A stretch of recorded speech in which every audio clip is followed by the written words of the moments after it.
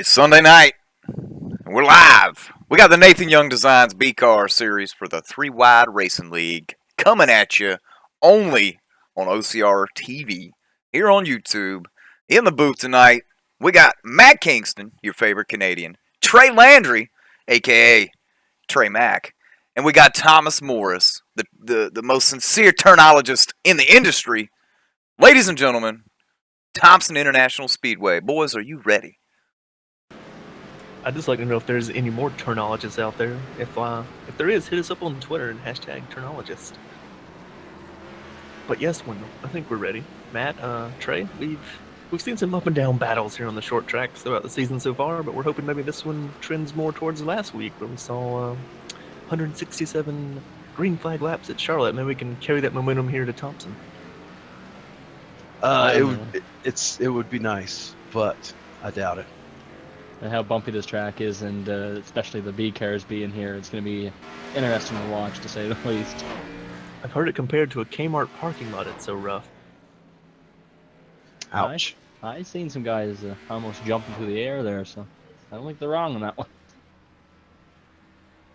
Well, speaking of picking up where he left off, we've got some qualifying going on right now, and Johnny Thomas picking up on his hot streak from last week, finished to be P2 in both events, at least in the Cup event, I know, but currently P2 on the qualifying board right now and looking to that's going to pretty much settle his lap, and I think he was trying to improve there, but still running race laps, but still solid effort for him, so looking to continue his momentum as Paul Ross currently slated on the pole. Well, Johnny got a good pickup there from practice. He gained tenth of a second in that Q lap. That puts him on P2, like you said, Thomas. And what I'm surprised here, Nathan Velez did not back up his practice time. He ran a 7 in practice, and he only got an 8.45 in Q. Well, we see it every week, man. It's so hard to back up what you run. Just one little mistake and you don't get it back. Where in practice, you can reset and do it over and over and over again if you need to. Yeah, that's true. A couple newcomers that are joining us tonight, too. Chuck Sweeting and Corey Bunch running the 26 and 86 cars, respectively. And it went from viewers to racers. It's kind of one of those odd things we don't normally see. We got some guys that were in chat for a while with us. Now they decided, hey, this looks like fun. Let's hop in and run some races here. Quite the track to make your first start in this league, though. I think it's going to be a tough one. What do they call that? Baptism by fire, maybe? Yeah, for sure.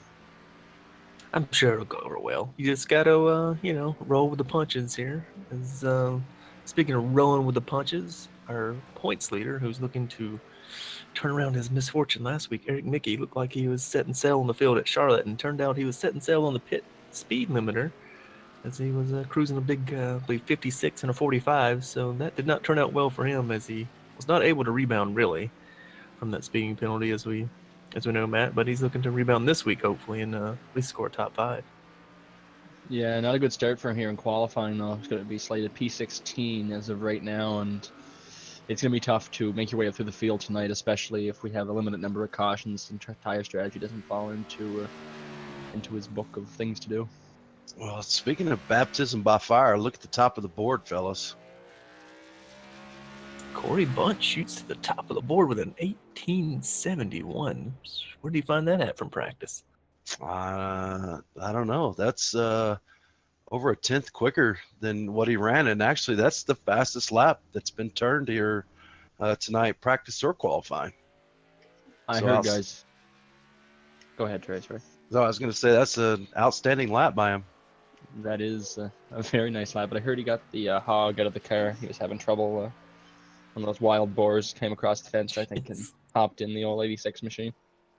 Oh, yeah, that right side ballast, that'll kill you. Well, I know he's got a lot of pressure in that 86 car for Bombshell Motorsports Incorporated there. We've seen that car had some interesting runs throughout the year with Andrew Mickey and Thomas Fredericks. So we'll see what he can do here.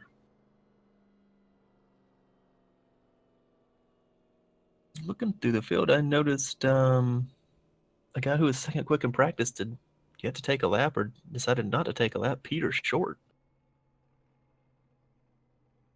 Oh, well, he tried to take a lap looking at his qualifying. He just did not complete one. So that's going to be, once again, just like last week, Trey, shotgun on the field. Yeah, and we saw him move up pretty quick, so I think he's going to have a little bit tougher time of it tonight. I think passing's going to be at a premium here. Just a wee bit. And as you see on the screen, we have the qualifying order coming at you. Said Corey Bunch, currently your pole sitter. Pretty sure he's going to lock that down. Don't see anybody else going out to turn a lap. So congrats to him. Paul Ross going to be on the front row. We know he's a very hard charger on these short tracks, and proven really that he's one of the guys to beat. He's been up front in all these, despite a little bit of damage at certain points and some car contact, Matt, as we know from Bristol. Yeah, this is going to be tough, especially to pass cars, I think, tonight, guys. So might see quite a bit of bumping and banging because I don't think there's much of a lane there on the high side. No, and especially, I don't think the lane's going to help you any once you get rubbered in and the marble starts sliding up. It's just going to become even trickier up there. So, going to be a long night for these boys. But keep running you through there. Johnny Thomas, Nathan Velez, Sam Close, going to round out your top five. Jess Story's back this week, boys, from his Dale Jr. headache there. He's back to see if he can knock some fenders in here and get another win. No one's going to take me up on my Dale Jr. Come on. No. He did good today. Our favorite, how about this? P7, our favorite VR guy, David Wilson, going to roll off in that pilot performance group, Chevrolet in the 39. And it's, go check out his VR sessions if you haven't done so. I'm sure that'll be probably sickening around here with all the bumps and bounces around. Cameron Rich in the chat says Corey got a bunch of speed out of that car. Damn. Wow. We're starting already. You know, he's our number one guy for making up the punneries in the chat. So.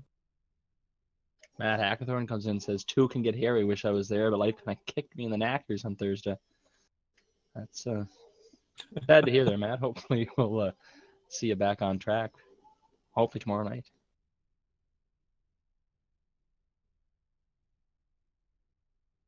It's pretty funny.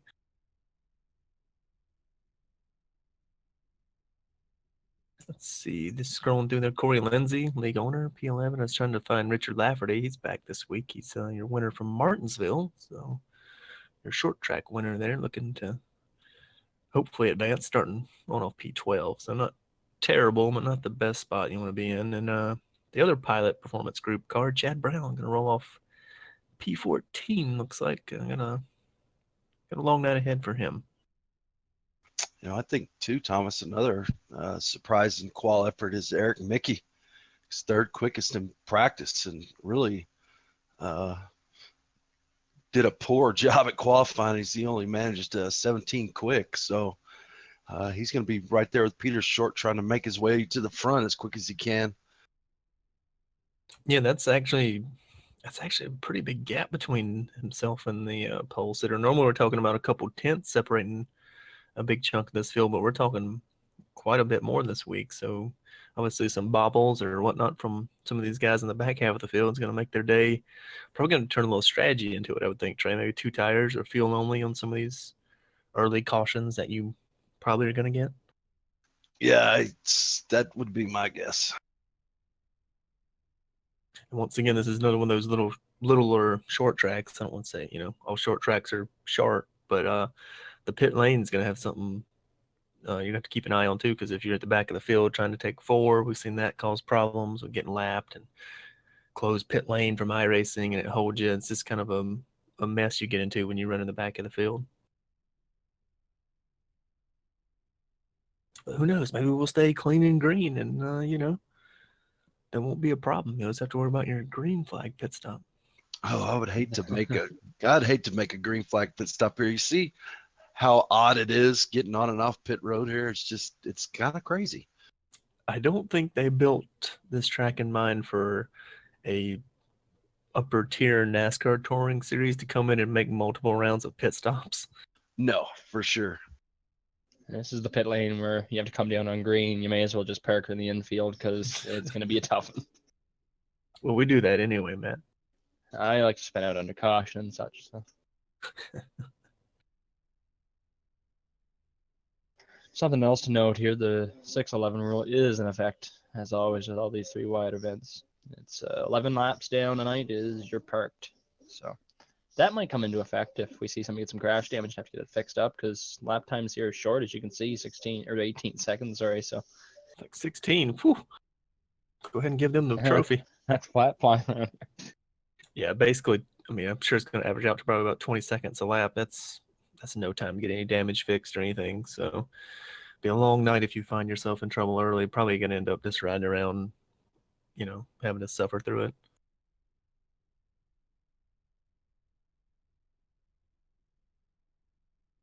Looking here, the pace car speed's 45, so you might get up. You might have a little bit of time, but it's not going to be very much. It's going to be almost impossible, I think, to get anything that's over, I'd say, even 50 seconds fixed, unless you have a whole bunch of cautions and you can come down and get it serviced.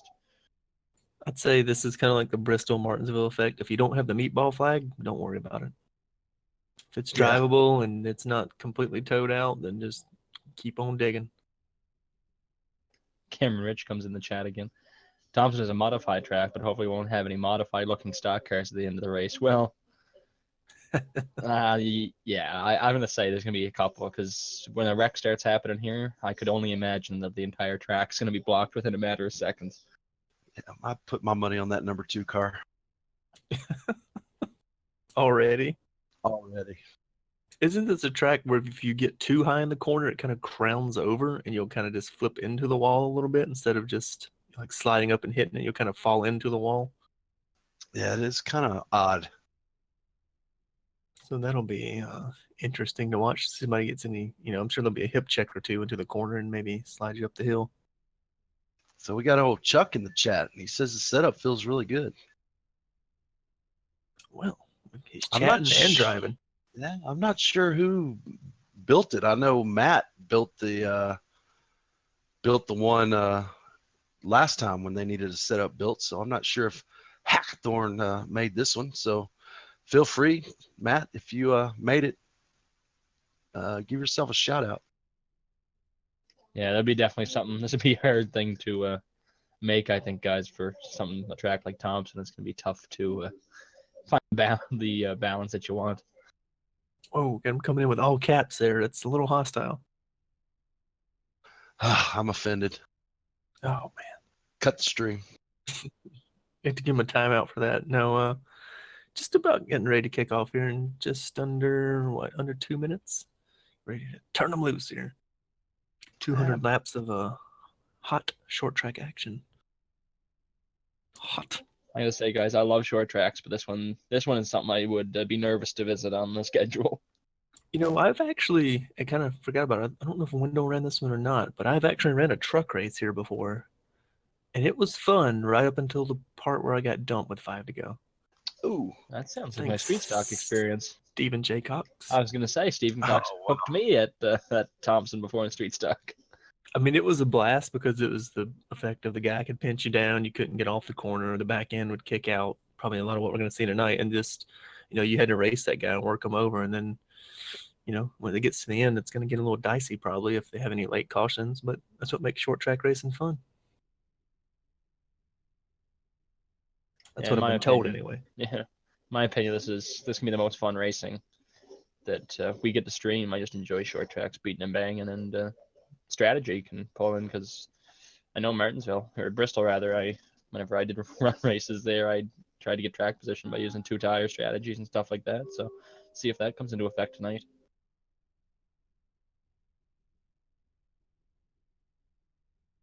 Well, I can tell these boys, I hope they get their fill tonight, because we won't be back in the B car for quite some time. I believe it's late into July, and Talladega will be back in this B car. So they're going to need to get their fill tonight.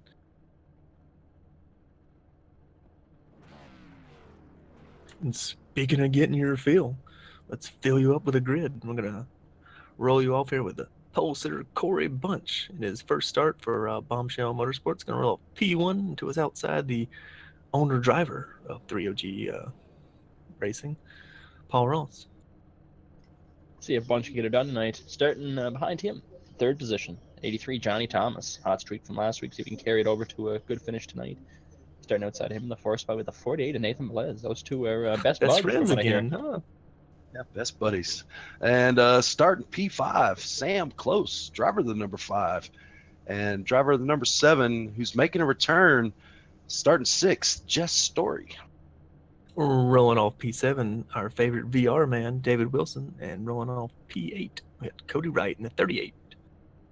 Starting in the 9th position with the 97 is Zach Trevino. And outside of him in the 10th position, we have the 88, our Rusty Webb. Starting 11 in that number 90 car, Corey Lindsay, to his outside, the number 8 of Richard Lafferty. Rolling off P13, lucky P13, Richard Hines in the 87, and to his outside, rolling off P14, Chad Brown in the 64. We got Wade Lear starting in the 15th spot, which is outside the 99, Nick Miller in the 16th. And we got our points leader back here in the number 6 car, Eric Mickey.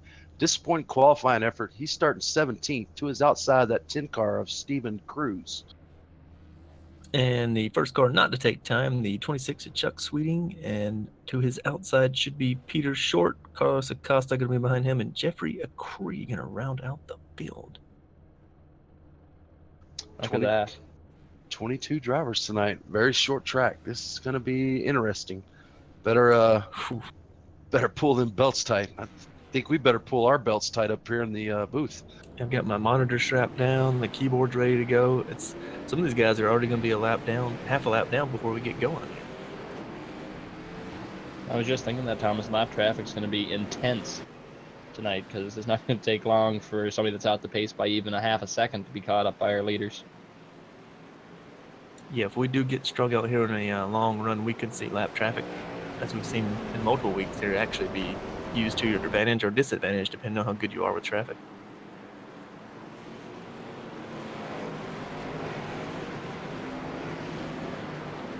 Looks like Rob said he's going with 26 in chat there, Matt. We're not going to do picks, I don't think, anymore because we tend to jinx people.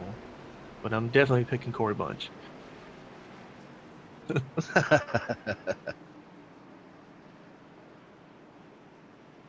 can almost hear the scream from, no, please don't do that from here.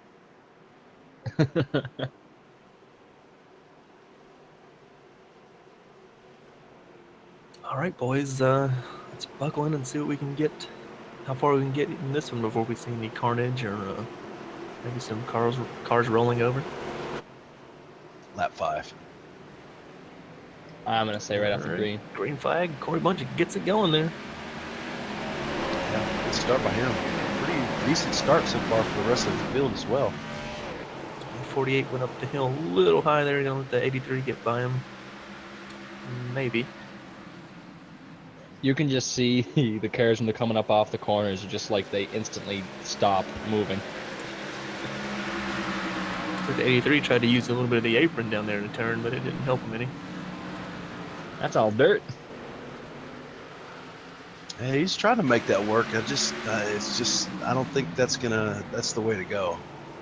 Kind of looks like that middle groove is the preferred line almost. Yeah, kind of maybe the upper end of those patches that are in the track. Kind of like a Pocono-esque thing where you got to clip that patch just enough to get the grip to make it turn. Nice little battle here between Richard Hines and Nick Miller. Running right now for the 15th position. Hines making it work a little bit there in the bottom, though. As you say that, he loses it there, but anyway. Seems like maybe at the 2 a little bit better than a 4. They seem to be costing a lot of time at a 4 running that bottom. Give up a spot to Eric Mickey as well. Peter Short going to try and fill that gap. Yep. It's like the battle of get me up off the bottom, please.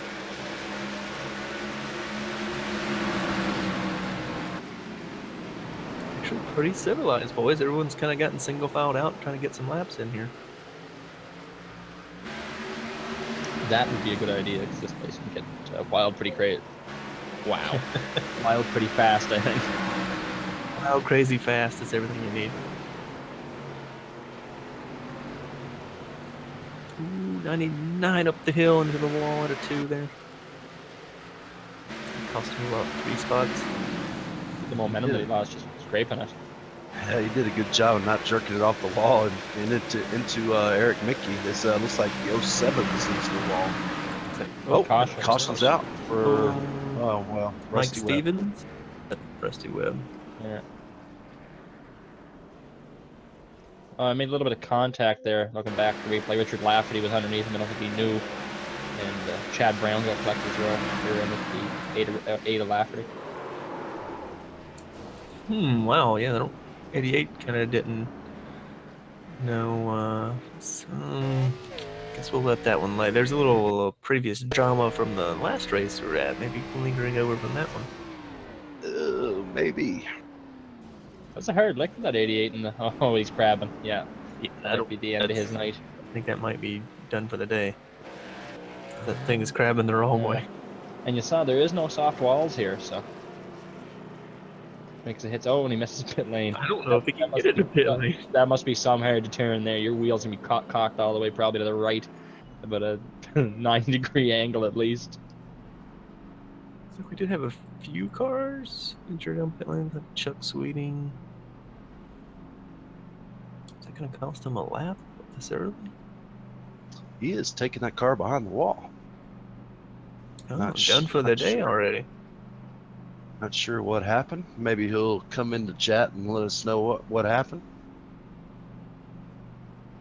Looks like he had some right side damage on that car already.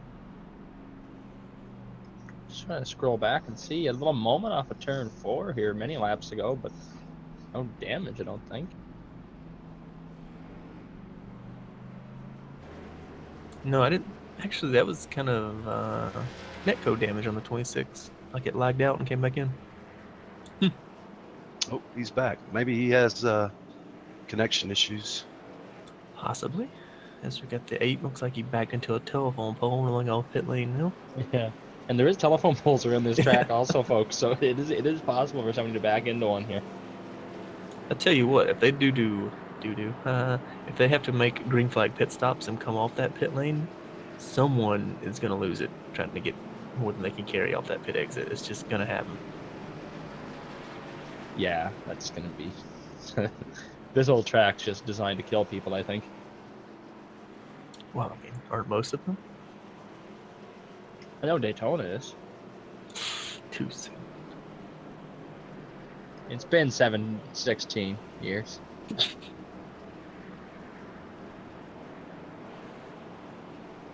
Well, we made it past 5 trays that you're voting out. So we got Chuck's coming back out on track. It's going to be 4 laps down. Good thing is he's the only car I'm showing a lap down, so if we get a quick caution, he can start making up those laps.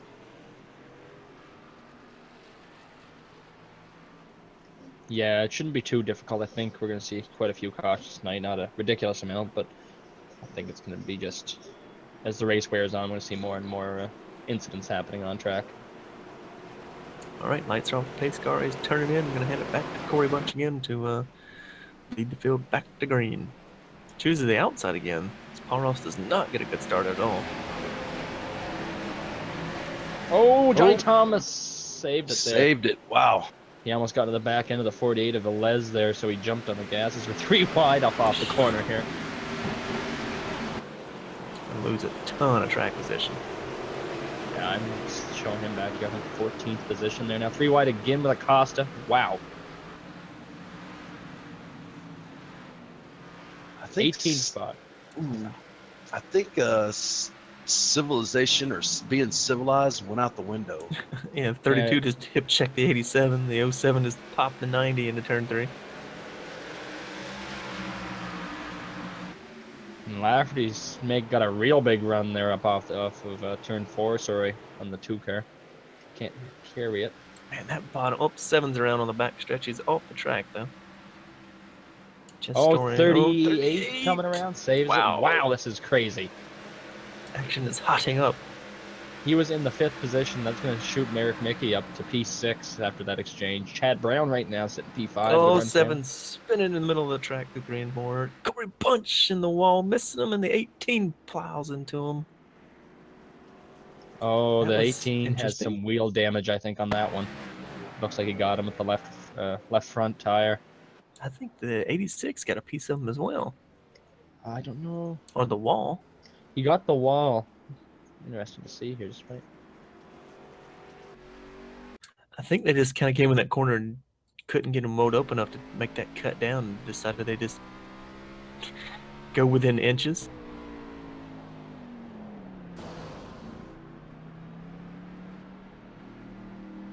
Well, let's see, Jess. You spun out in a blind corner. You're in the racing line. What do you expect? Just Story wants to know why they went to the outside, and I can pretty much tell you because you didn't leave much of a choice there. Right. Not sure what happened with him there because he was in the grass. I guess he came back out and decided to just drive in the corner and spin it back out. Yeah, we'll chalk that up to concussion. Yeah, that's true. That's true. Corey Bunch electing not to pit. Chuck Sweeting does get a waiver around here, so that's good for him. We've seen this play out with the bombshell cars, Matt. Remember Eric did this a couple weeks ago, maybe more than that now, where he just stayed out as long as he could. He kind of stayed up front out of the carnage. Oh, we have a whole pile of people coming off pit road down that ridiculous exit.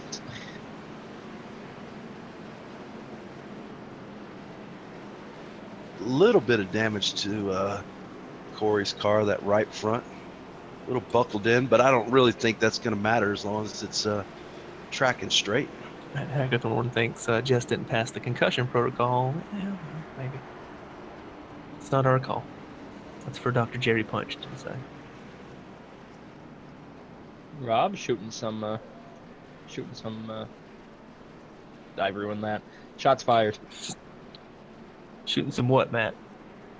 I just butchered it. It's never mind. Some shade.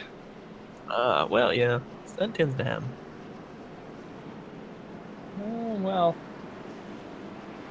Whew, I know that one thing. That was intense restart there. That was a gaggle of things happening everywhere.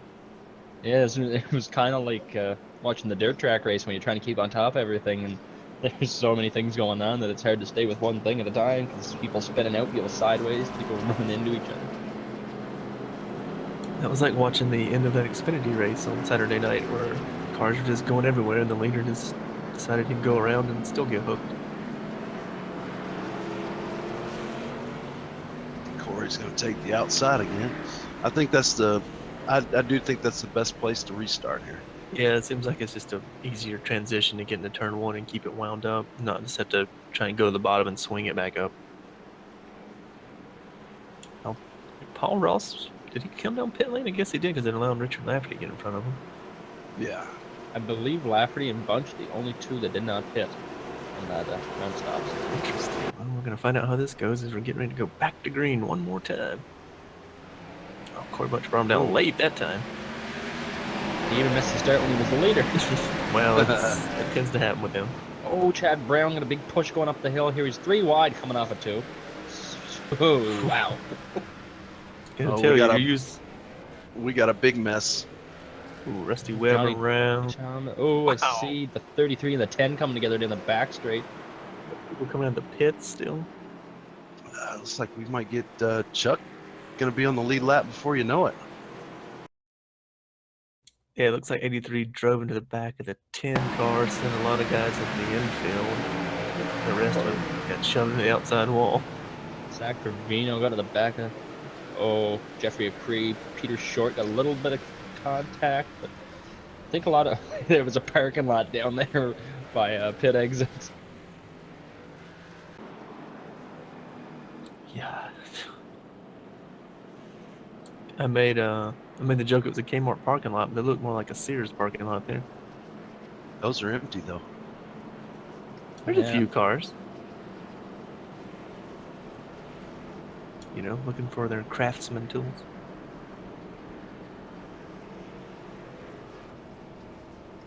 Now, guys, this isn't going to be... I see Chuck Sweeting stopping and slowly rolling by the rest of the wreck also at the end of that. But this isn't going to be terrible for these guys as long as they didn't have the meatball, as you mentioned, Thomas, because really, aero does not matter. It's not going to be great, but yeah, you don't want to get tagged this early. But like I said, you need to start playing a strategy to get up front, which I know the 10 car wasn't exactly, tailing Charlie there, but he was in the middle to back half of it, so closer you get to the front, hopefully the smoother it can be. That being said, these restarts are going to get a little crazier as we go along, so... And they're already wet, wild, and hairy.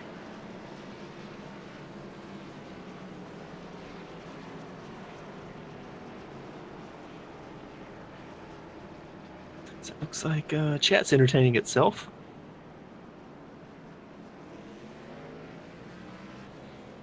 So that does move Paul Ross back to second. Kind of pretty much where we started here with Corey Bunch, Paul Ross, 1-2. As you say that, Thomas, we have a fight in the chat. Anybody can type words at each other. Luckily, our producer is in the middle with the stripes and blowing the whistle. I can see him now. You boys, stop it now. Don't make me get my walker out. Back in my day. He's gonna get the hickory out here in a minute. Sit them down the old Chesterfield there and have a chat with them.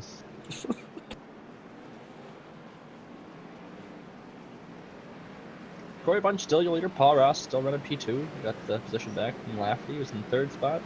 Nathan Velez starting P4, and Carlos Acosta ends with your top 5 for this Nathan Young Designs B-Car restart. Yeah, as much as Trey called out the 2, he's actually still ticking along here. So I know. Hey, hats off to him. He's what, 6th? 5th.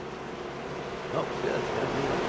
Chad Brown still in 6th. Sam close. Eric Mickey kind of slowly rebounding. Bunch took off there. Yeah, he didn't waste no time this time.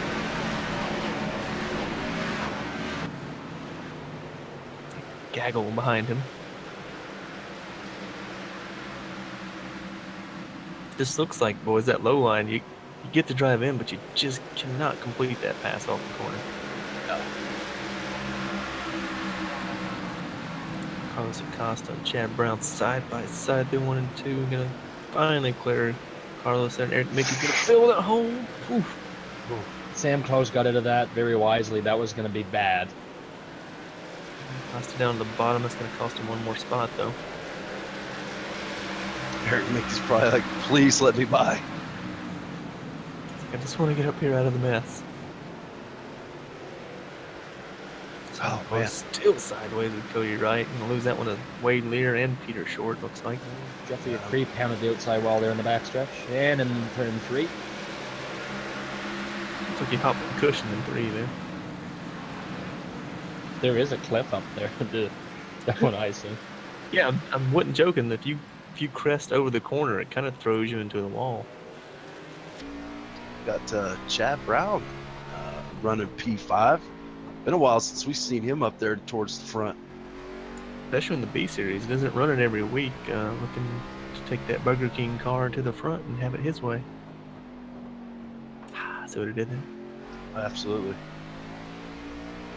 Eric Mickey looking to take that top 5 spot from him if he can on the bottom. It's a pretty strong move passing on the bottom. Yeah, Like without a 64, doubt. rolled over and let him have that one. Yeah, and he's actually starting to pull away from Chad Brown, so that 6 car coming to life. So what, Nathan Velez also showing a little life here. Got around Paul Ross up here in P2, kind of tracking with Corey Bunch. 23 to a 25 last lap, so still within the ballpark of each other. And he's got a little bit fresher tires than Corey, but we'll see if that makes a difference if we get some good green flag laps here. Hey, we're starting to see too. I'm not sure how it's going to really affect these cars yet, but starting to see some pretty good rubber buildup getting into the corners, both 3 and 1. So I'm not sure if that's going to maybe make you alter your line going in a little bit or what. Carlos Acosta is all over the back bumper of Chad Brown. Yeah, it looks like he's got a little train behind him building as well. 39, 38, 07 back there with him as well. Yeah, we've seen a lot of speed out of that 38 car, Cody Wright. Just, it seems like he starts out fast, but he can never complete the deal. So I'd like to see him be able to complete it and have a nice finish tonight. Yeah, without a doubt, looking to get some solid runs in here. Peter Short just cracked the top 10 there, passing the 99 Nick Miller, I believe it was. No, sorry, the 5, Sam Close. Same color pairs. Oh, contact there. Wade Lear just. Oh, Wade Lear destroyed the back end of that 38. Sam Nowhere Close for involved. Sam to go. He just pile drove him going into the corner. Man, Wade Pretty Lear heavy just killed him. smoke. That 38 car might be done for the day there. That was a hard lick. I'd say See? the 07 is done for sure. See, looks man, like- I was Whew. talk about a guy. Yeah, I mean, it looks like he went in turn one and just, misjudged the braking point in 38. I don't know, maybe the 38 thought he was going to maybe set up the 2 here and backed it up, but looks like he just overdrove it and popped that 38 around and kind of insta-karma on that one, though, because you kind of instantly blow yourself up there. I think we call that what, ARCA braking? Oh, I don't know if that'd be arca brake. I mean, call that misjudging. Usually the arca brake is when you just run through the wreck wide open. Oh, nice stop there for Velez. He's gonna lose a spot actually on pit road. Paul Ross, second pit stall. Hope he can It's get the 8 of jump us in. off in the grass a little bit there. Oh boy. I'm telling you, this pit lane, man. Oh, we got a little help from Eric Mickey by the looks of it there. Everybody wants out, but there's nowhere to go. It's like downtown Atlanta traffic there. Looks like Chuck's gonna take the wave around, get one of his, or get back on the lead lap. Actually, It's back on the lead lap.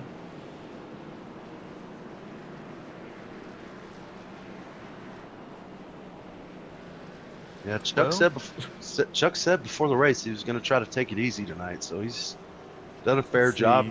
33 is in the grass, and 3 and 4, apparently. Maybe he's down a set. I think he got a speeding penalty.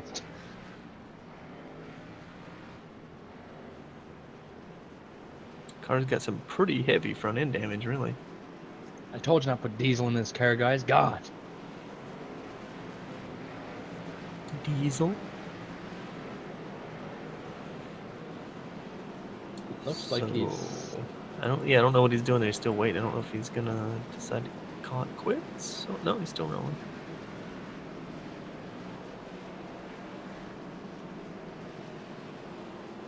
Looks like Rusty Webb is gonna try and stay out here, maybe get one of his laps back.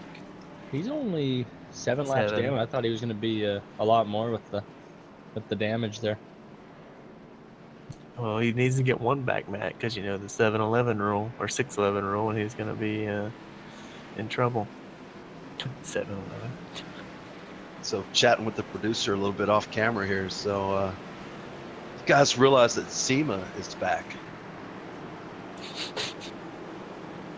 I mean, I went to this liquor store the other day and I channeled my inner girl and bought me a 6-pack of it.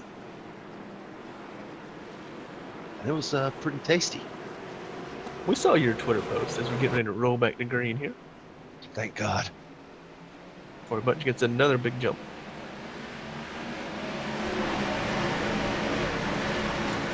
Be a little more manageable this time.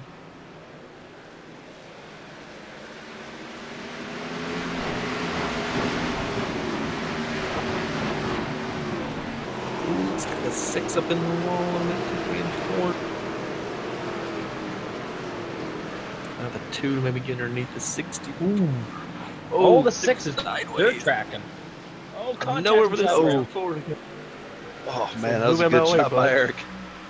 That did allow Carlos to get by on both, so move Carlos up into the top 5. First time I've seen that all night. A car sliding through the corner. Normally they've been piling tight. Maybe to Eric to find a way to get these cars loose. Yeah. I once seen him spin out 4 times at New Hampshire. I once, I'm not even going to talk about that time he qualified at Bristol. Just to say Trevor Bain did a better job at Phoenix that year.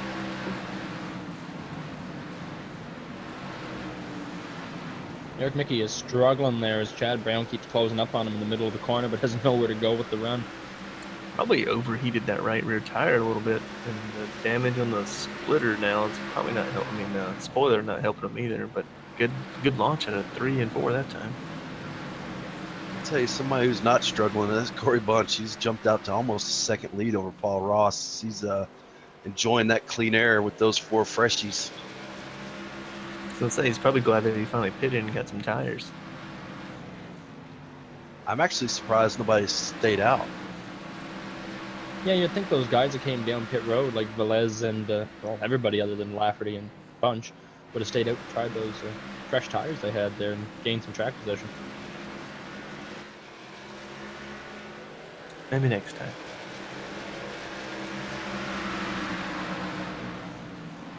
Guys, I'm showing Peter Short a lap down. What happened there? We suggested that he might have had a speeding penalty, but it looked like maybe something bigger than that because he sat in the grass for a while and then sat at the entrance of pit lane for another, something like 30 seconds. So I'm not sure if he had a computer problem or what, but had to kind of sit there, and then now he's gonna have to wait for a caution and a wave around. Oh, he almost was the caution there. He almost Yeah. got the back end of the 87. We had to take a bathroom break. Didn't want to Tony Stewart himself. It's true Oh. because that doesn't go over as well in the virtual sim racing as it does in real life. Now, my wife always gets pissed when I do that.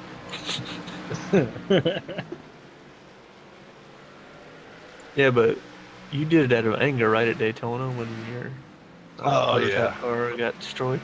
Yes.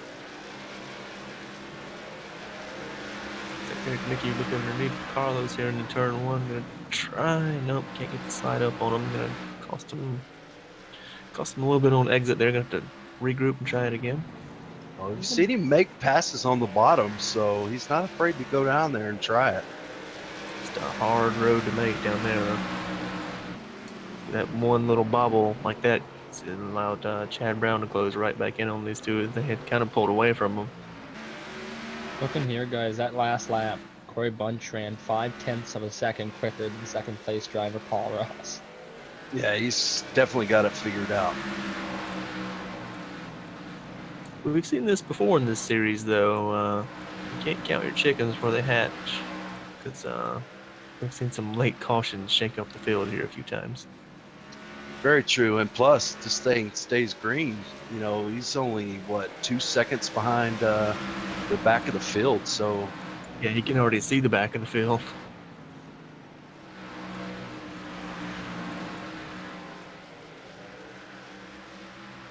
Looks like the 6 cars split up and pushed up into the 2 there. Said he was sorry over the chat, said it pushed up on him. Hold the brake. yeah, that kind of screwed Carlos there. He lost those 2 spots. Not only to Eric, he lost it to Chad as well. Yes, He's arch under- nemesis in the Burger King car there. Yeah, he's under fire there right now from Johnny Thomas and Corey Lindsay running 7th and 8th respectively. Yeah, Johnny Thomas looking to try and rebound after that miscue earlier and lost a lot of track position, still trying to fight that back. Johnny Thomas is still determined to make that apron work. It's just not going to work, Johnny. It's Man. just too flat. You cannot make that work. Cody Wright's just getting used and abused here for the 33 feet of Like short, with a little we've bit of said that contact before. there. And he just got absolutely mullered. He just did a little drift through the corner and kept on going, though. I believe it was a 3 Rock race at Bristol or something. I mean, he just got used up like a, I don't know, like a paper towel or something. Pair of tube socks. That belonged to a certain Pennsylvania boy. We got Corey Bunch that's caught up to the back of this field here. He's got up to the back of that 88 machine, and there is not much left on the back end of that car. Even the taillights are bent. So yeah, I think the bumper bar got ripped out of there. This is where you're gonna have to be careful, like you're talking about, Trey, trying to read this traffic and not lose a lot of time for the guys behind you. Well, I mean, these guys are going to be desperate. And too, like I said, these guys are going to be desperate. So you got to hope that they don't wreck each other, trying to keep from going a lap down and getting caught in somebody else's mess. Very true. We saw him already get a little damage trying to miss the wrecking car of Jess Story earlier on. So, a lot of times if you have a self-spin in front of you, like you said, these blind corners, there's not really a whole lot you can do. You can't see much, especially with the big A-post in these cars. It's like Wade Lear's taking it behind the wall. Yeah, that was kind of gonna probably happen after that wreck. It was smoking pretty heavily. Corey Bunch did not want to see. There's a giant race in front of him, like you guys, you said, Trey. They're getting desperate and they're trying everything they can to stay on the lead lap. Yeah, mean, because this is- Let's just go ahead and lay this out, Trey. This is the whole field pretty much in front of him. Yeah. I mean, Sam Close is a lap down. We don't say that much. But yeah, this is definitely a gaggle. The 99 of Nick Miller's going a lap down. Being pretty courteous so far. Guys are giving him the high side to let him get by until he gets to Jeffrey. Nowhere to go there. Oh, is Caution. Oh, Corey Bunch is in it. Saved it though. Wow. Yeah, it looks like it got some Oh, heavy Sam. damage though. Sam Close and Paul Ross both got in that one. Paul Ross just bounced off him. It's like some net code from what I'm seeing on that one. Oh, Get a looks better like camera angle. Chuck did spin it out, but he didn't get any damage from that. Into the 38 is what I'm hearing, and it's, yeah, oh, wow, some netcode hookage there. Yeah, a lot of cars got a piece of that one. A lot of your front running cars, I should say. You're right, Trey. It looks like Chuck just kind of looped it around to miss it. And 86, 5, 18, like you said, man, all took pretty decent chunks there. That might be the end of Corey's chances to get a W here, because I'm thinking he knocked the rear end housing out of that car. If he didn't, I'd be surprised. Although there was some pretty heavy netcode involved there, so you don't really know until you get it looked at. He's going to lose the lead for the first time tonight. And see if we can get that thing pulled out a little bit, because the right side's hurting Pop.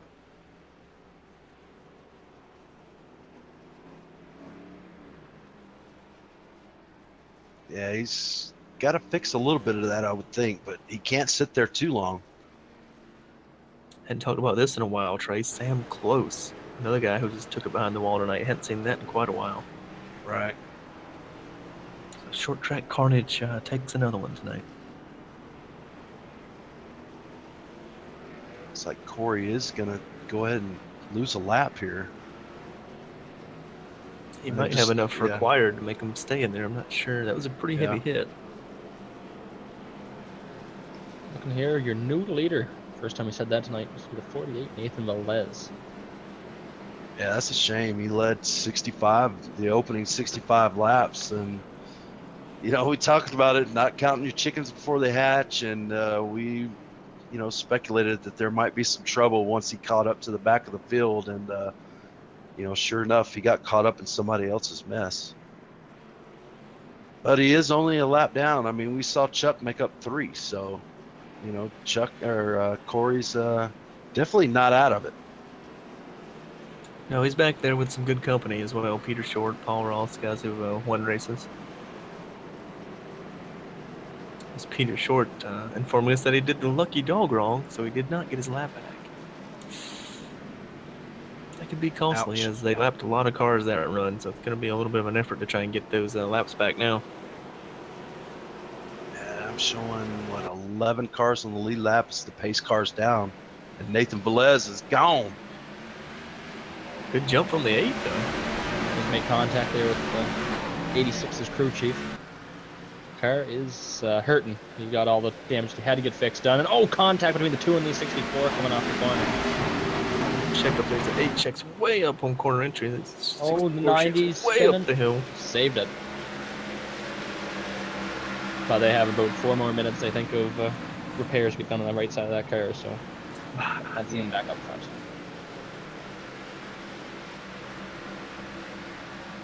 Sometimes we haven't seen the last of that car yet, though. Yeah, it's unfortunate.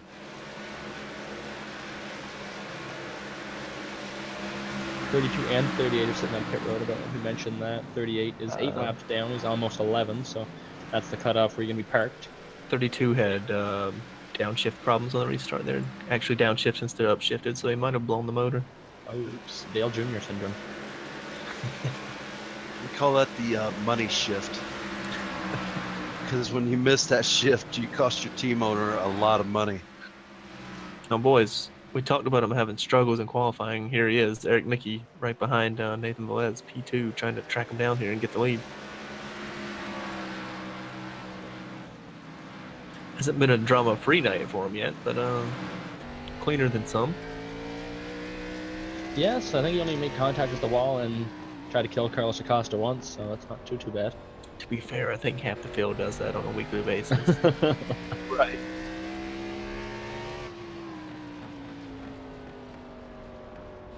Paul Ross kind of caught that car at the corner of my eye there, got around Richard Hines, got Corey Lindsey behind him there. There's teammates. Paul Ross kind of recovering from that little damage from the last wreck as well. Looking to maybe get his lap back. Yeah, he is in that one. There must have been some major damage on those guys to get repaired. Looks like the 10, the Stephen Cruz, has brought his car behind the wall. I just saw him drive down a pit road and hop out of her, so... Yeah, that car, that was between him and Cody Wright. That was a pretty big hit they took on the front stretch. So. You have the battle for the lead starting to hot up. Well, for that bonus point for halfway, we're just outside 20 laps before the halfway point gets given out here. Yeah, we know Eric Mickey's no stranger trying to get those points when they matter. So see if he can muscle up here on the 48 and get a few points. Well, I know we said this before, not to beat a dead horse, but I mean every point counts, and we've broadcasted leagues where that point made the difference as the cautions comes out. For Carlos, Costa blew that thing up, man. Oh, and the 64 Chad Brown was sideways there on the backstretch. Oh, Chad kind of T-boned. Wow, I've never seen a car do that before. Wow, yeah, the 2 took a digger down the back, and then the 64 finished him off. Oh, okay, hit him side on. I think the 64 might be all right, depending on how much front end damage he has. Yeah, I don't know. It's kind of a weird hit. I thought That's a he hit him long straight slide for that 2 car. This will be the end of the night, unfortunately, for Carlos, I believe, as that thing's killed. spraying for mosquitoes. Every time we do that down here, they're worse than they've ever been up here, wherever I am. Well, if we go around the globe, the downway, we'll get to. So that's another one we'll add to the victim list. 18 Paul Ross. That's one lucky dog right there, gets his lap back. Looks like our top 2 stayed out. Everybody else pitted. I mean, that's not a bad call. We saw it work for Corey for most of the race. I don't really... you get that big enough jump, I think you can manage the field. Tires don't seem to be a huge issue right now. I'm sure as soon as I say that, it's going to become a huge issue. Yeah, people be pushing down the wall now. Looks like Corey's gonna try to work on that damage. He's not even taking tires. I still think he shouldn't stay there and go a lap down. I mean, he seemed to do okay that last run. So Yeah, it's a tough call because you don't really know what the car is going to have, and you always have that feeling of, well, what if it goes green for any amount of time here and the car's not right, and I get lapped multiple times just trying to stay with it. So it's a tough call. Looks like the 2 has taken it behind the wall, so 2 car done for the night for RK Motorsports. Rough night for RK as both cars done for the night. No Tanner Sharp hitter night, boys. So only a 2 car effort. Just gonna run you through the top 5 again here real quick. Leader Nathan Velez took the lead after Bunch's misfortune. Second place, Eric Mickey. He's your points leader right now. See if he can expand on that lead. Richard Lafferty running 3rd, Johnny Thomas 4th. David Wilson is another rookie of the series here, Nathan Young Designs B-Car Series, so running P5. and now we get to see how much tires are worth with our top 2 staying out and everybody behind him on those 4 freshies.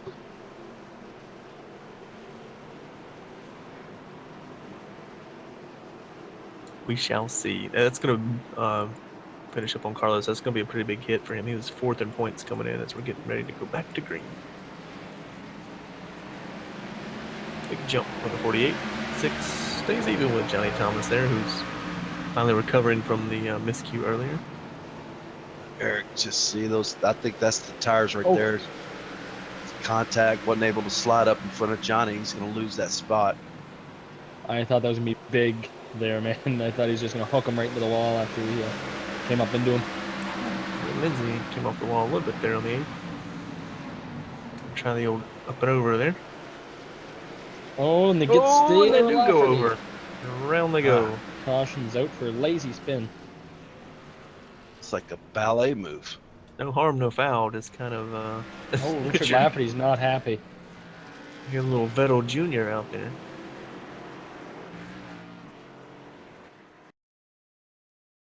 I don't know if it's the wisest move in the world to hit the league owner, but he did just hit you, so. Well, that's, you know, in the 90s defense, that is the danger that you run into when you try to pinch somebody down into the corner. That he will push up into you and spin you both out. And that, to me, that looks like that's what happened. True, and I mean, the 8 didn't do anything terrible there. It's just kind of like a, hey, thanks, bud. Looks like Nick Miller's going to get the free pass this time. And you got those guys in the back half of the lead lap cars going to come down pit road. It's like Richard.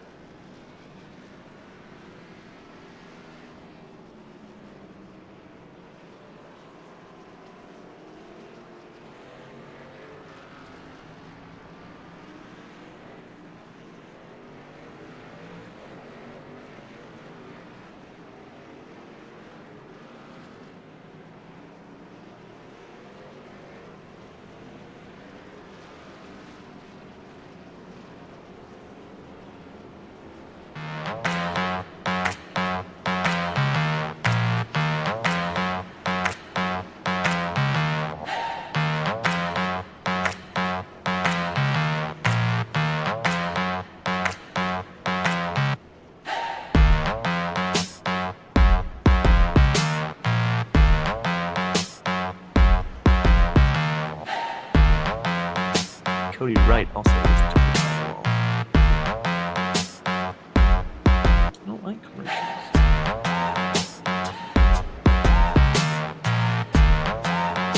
Good.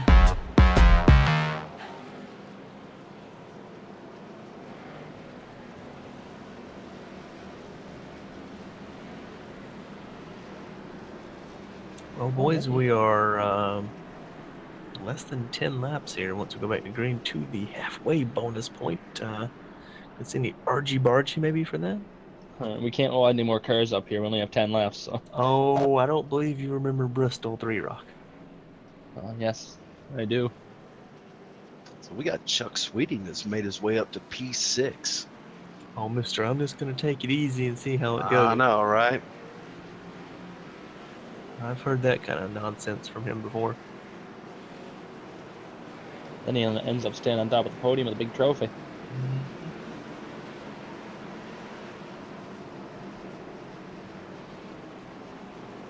Even,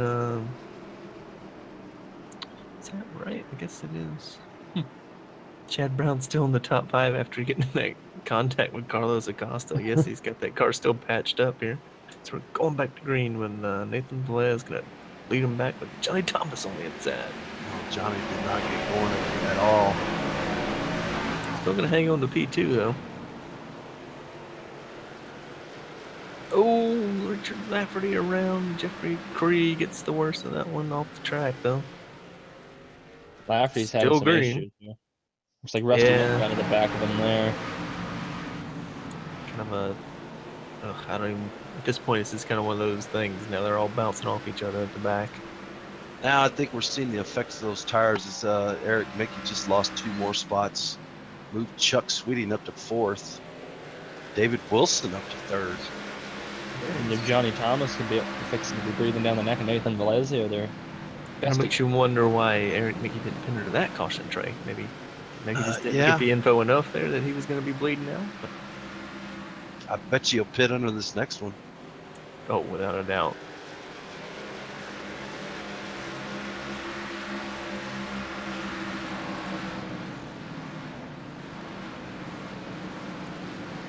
Still still kind of stabilized though behind Chuck. Hasn't lost a lot. Figured he might have kept bleeding out, but you've got Chad back there and Zach Trevino. We haven't talked a lot about tonight. Getting passed by Peter Short, looks like. I think as long as you can keep in the preferred line, those old tires will be okay. It's just when you're like Eric Mickey, you're running that bottom, and those guys got the fresh tires up top. You just don't stand a chance.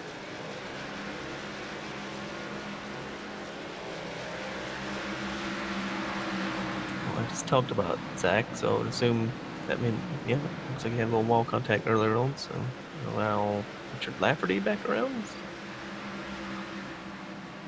So he's got his sights set on Chad Brown, man. You want some of them chicken fries. Maybe a 2-for-2 Whopper. I'm going to dredge up some of the old stats we have here with the Nathan Young Designs B-Car Series. The last win that Nathan Velez got came. Oh, as Almost the 18 of Paul Ross goes around. Light contact with the wall, no caution as he gets it back going. Did he just spin? Yeah, self-spin off he a just 2. lost it, yeah. Lost a lot of time, a lot of track position. Yeah, you got lucky there. That could have been big. Yeah. But He the last was, win... what? I'm sorry, Matt, go ahead. Sorry. The last win that Nathan Velez got came July 31st, 2016 at Lucas Oil Raceway. So another short track. Maybe he's looking for another win here in the Nathan Young Designs B-Car Series at another interesting short track. So we got Austin Coop joining us in the chat. He says the combination is pretty cool and interesting. Looks like some good racing. I would agree, Austin and Rob. It's been a pretty entertaining race so far, and welcome to the stream. We hope you enjoy it. As the 90 car dives low underneath the 97 and kind of hip checks him. Just move out of my way, bud. I'm coming through. That's almost, it seems to be how you make the pass here. You just drive it in, diamond it up off the corner, hip check that guy out of the way, and drive on by. To me, it's just kind of your normal short track move. It's a little sketchier with the iRacing and the net code and stuff. In real life, you just kind of nudge them a little bit and move on. And sometimes with the net code, you might actually nudge them before you get to them, but in their day. But yeah, Trey, I wouldn't call it dirty. It's just kind of what you do. I mean, unless you can really get the bottom hooked up, which I've seen no one do. We have a battle now for the lead. Johnny Thomas right up in the back bumper as he loses time there to Nathan Velez, going 3 wide. And that's going to bring these other guys in as well. 39's right there in the picture now.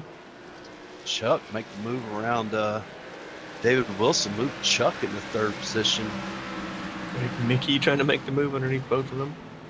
And both of them. Just to answer Rob's question, yes, I remember. I'm just not allowed to say to pick him. He's threatened me with bodily violence if I do so. And we got George joining us back. Welcome back, George. Long time no see. Hope you enjoy the race tonight. It's sure a wild one. It's quite entertaining. Oh, we've got someone who wants to see more in-car cameras, Mr. Producer.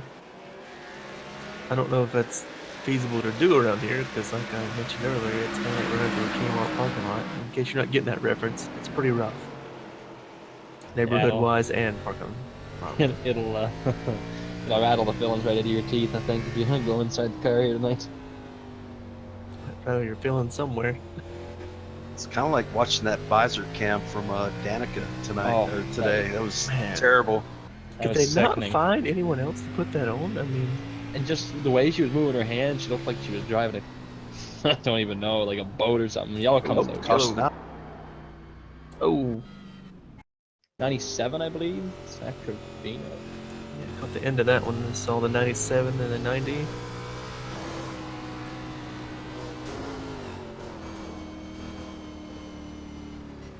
That just looked like Lindsay was stuck on the wall and got off the wall and hooked the 97 Zach Trevino and sent him nose first in the outside retaining wall.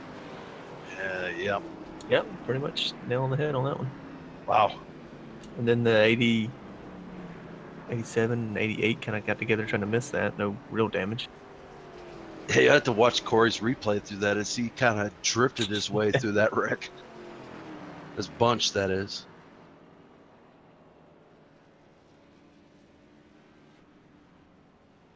Got a few takers down pit lane here. Looks like most of your leaders.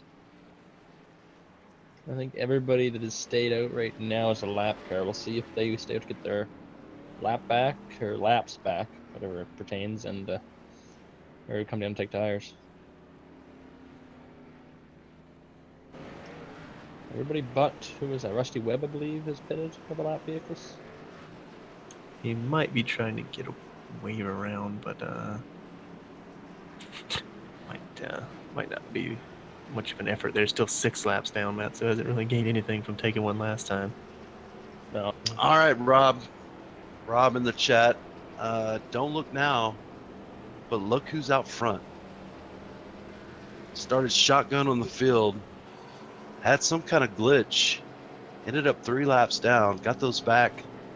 Now we got our very own Chuck Sweeting, that number 26 car, up front. I gotta tell you, I love seeing that car up front. He's a great driver and a great guy to talk to, too. Yeah, he's a very, very cool dude.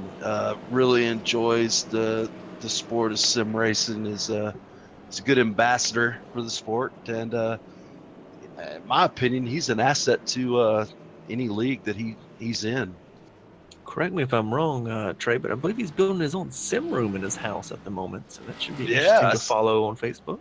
Yeah, I saw that on Facebook. Pretty cool looking room. I wish I had my own sim room. I got a Montoya play seat here with Joe Gibbs stickers on it, so tell me where that makes sense. Is that why it keeps running into the wood heater? Yeah, pretty much.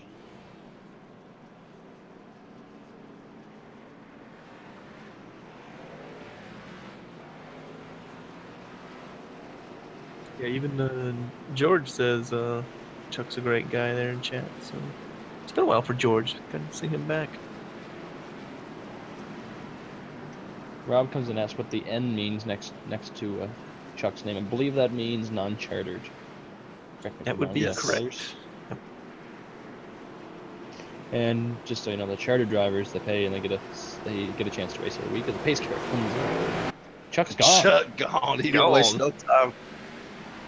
It's not gonna catch me. Johnny Thomas kind of changed that with some change lanes. Yeah, he changed lanes before the start-finish line. See if the admins caught that. I know Trey's always quick to catch that one. And there's the caution, and Zach Trevino does not sound impressed as the parking lot again on the backstretch. I don't think I would be either, because I've been spun around in 2 cautions in a row here. Oh, Corey Bunch almost involved, got through it. Peter Short involved, Rusty Getting on the old chrome horn there. Paul Ross, Peter Short on in, Rusty Webb, okay. Yeah, the in-car from that Corey Bunch would be good to watch. Again? Good lord. Yeah. This is good old-fashioned slobberknocker, boys. I've never understood why we wreck each other for 15th. That one's never really figured that one out. That's gonna be one of the long, great mysteries, like when planes go disappearing. Yeah. It's like the pyramids, I guess. Like most of our leaders are staying out. It's like Richard Lafferty, I believe, is coming down pit road. A couple of guys in the back. Who got the wave around that time? I'm not seeing. Is Yeah. it gonna be Corey Bunch, or has it already happened? Corey Bunch did make contact, so I don't believe he'll get the pass. Yeah, that's right. Unless Good old iRacing rules. Unless it's given by the admin. Looks like Richard Hines, maybe 87 car. Possibly, but he's already had a Peter Short. I don't know. To check back in on that one.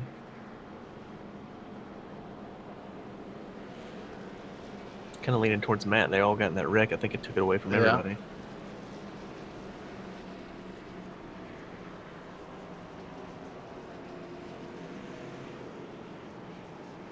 Still have 12 vehicles on the lead lap. If you'd call that 97 still left as a vehicle, as has been used up as much as Cody Wright was earlier.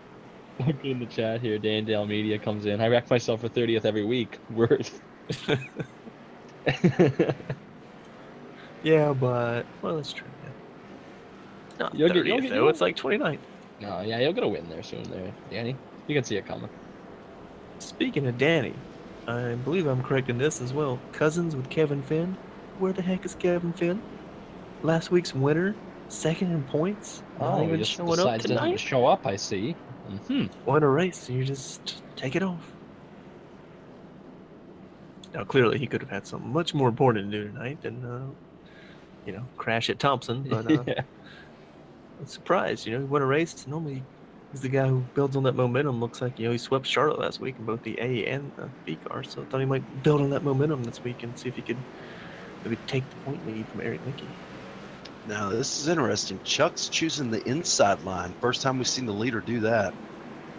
If I was Johnny Thomas, I would be ready to go as soon as the pace car left the track. Without a doubt.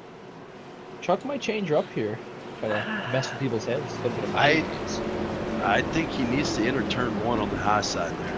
Yeah, you're going to need to get a good jump or you're just going to get freight trained. Oh, he's bringing him down. There he goes. I told you. I like that hook that Chuck did too. That was an interesting way to take the shot off. Oh, we have Richard Hines as a Johnny wreck behind us. Thomas, reckon. Huge wreck. The 8's down across the grass. I think he's into a telephone pole down there somewhere in the bushes. Those are team cars around. Looked like Johnny Thomas and Richard Lafferty. Looks like Lafferty was just incident from just checking up. He tried to go low, and the 99 was there.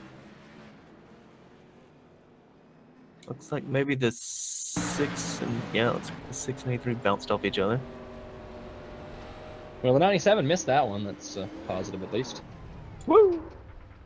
I think if I was Johnny, I might be a little ticked. A little ticked at that number 6 car. We've seen him be a little ticked before with some contact like that, so maybe. Oh, that was a straight up hip check. That's how you do it in the NHL, boys.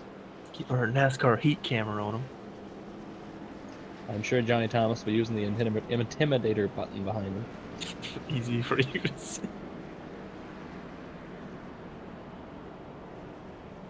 It's like Corey is going to get his lap back. Corey Bunch, that is. Say, there's more than one Corey now. We got to be careful. Yeah. Danny comes in and says Kevin has work at 4:15 Eastern in the morning.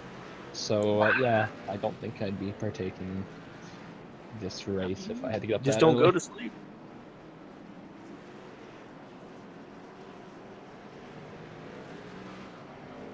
I mean, our producer brings up a good point that he could just roll straight out of this race and go into work as we keep up with this pace. So, actually, Corey Lindsay's brought that up before too.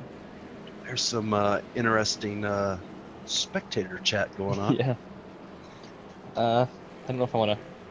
Nah, we'll leave that between us. I don't know if I want to touch that with a 10-foot pole.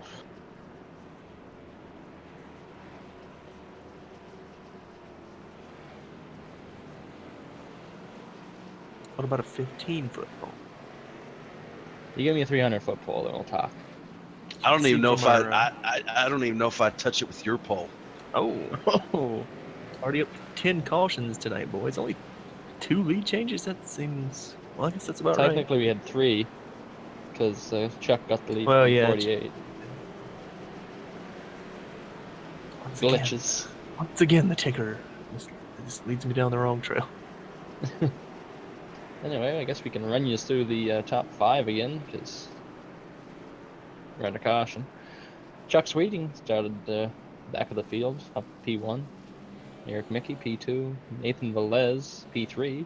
He's looking to get that lead back, try to get another win here in the Nathan Young Designs B-Car Series. David Wilson running P4. It's a good run for him so far. I think he stayed out of trouble for the most part. And Chad Brown, that 64 Burger King machine that's hit everything but the pace car, is running P5. Yeah, that's two of Pilot's cars running the top 5. I'm sure he's proud of that. I think the 39's looking for. I don't remember what it was. It was on a Twitter poll. They did looking for so many consecutive top 10s in a row. So that'd be interesting to see if he can keep that up. Pace car's down. Gonna hand it to Chuck again as he gets the big jump.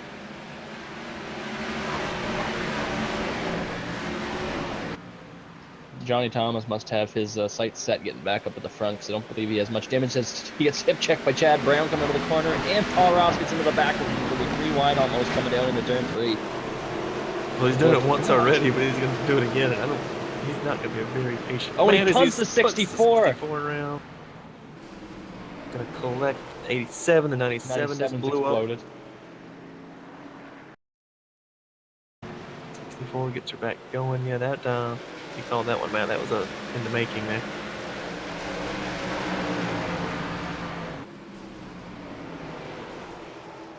That was wild, that.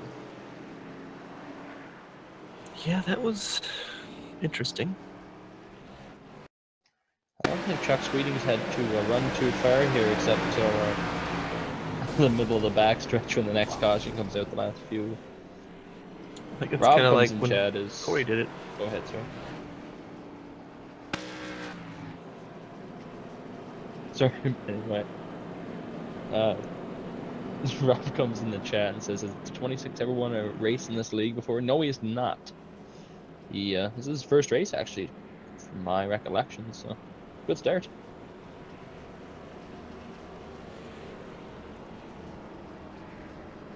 Looks like Jeffrey Cree's going to get the waiver out.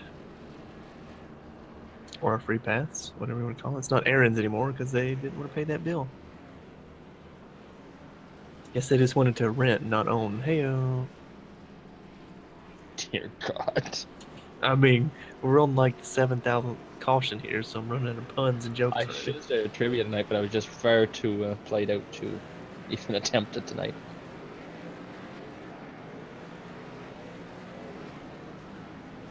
I mean, we do trivia of how many times. I don't know. Our things get stolen. Like Chad Canales' laptop. Heyo. I don't know what you thought you were gonna do with that. It's like fully encrypted. It's just paperweight. Plus, it probably had Casey Kane's performance on it. So. That's a caution in and of itself.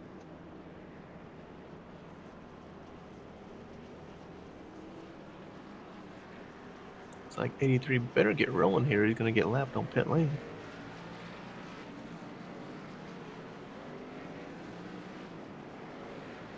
He does get out in time, still lead lap, so he can continue his rampage back through the field. Kick ass and take names, boys. That's gonna be on someone's bumper next week. You know it is. Sounds like Peter Short's had quite a bit of repairs that he had to get fixed. I think he got most of them fixed with these marathon cautions we've been having. They ain't been short. Something to mention here also, guys. We have 3 rookies right now in the top 5. They're running 1, 2, 3. Yeah, you don't see that too often. Now, rookies is a loose term with these fellas. We've seen their iRacing official skills, and we know they're no rookies to running these cars in general, let alone cup cars and trucks.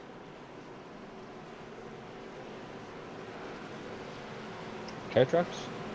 Truck car. Truck. Hashtag that, people.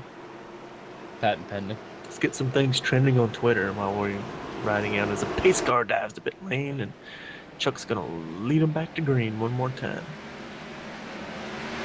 That's X-Car, Eric, making a nice jump there. Yeah, they both kind of cleared the field pretty good. We're side by side now. The 8 and the 39s go side by side. 2, 3, and 4. Gonna cost 39 some spots though. That's Hornets stuck on that right bottom. there. Peter Short making some gains there. Hashtag gains. Yeah, like you said, get that damage fix. Looking to crack back in the top 5 here.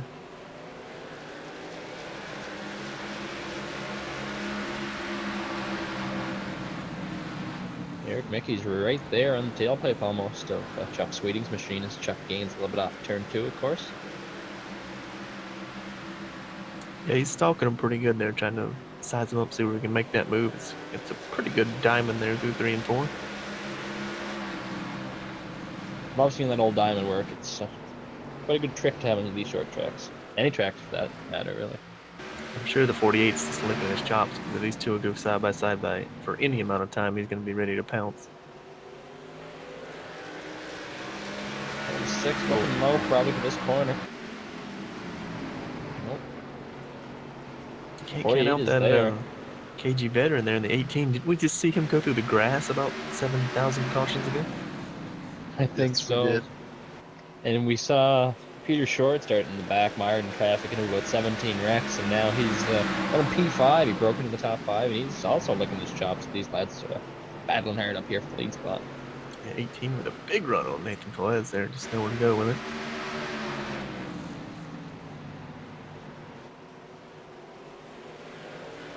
Laps are starting to wind down, so you're going to have to make the moves. Chuck gets real wide at the 4 there. Going to allow Eric to dive underneath him here in 1. I don't know if Eric will be able to make the move, but he did give him a lot of room there, Chuck did. He still clears him off the corner. Well, I guess he saw what he did to the 83, and he's like, I better give this guy some room. Right?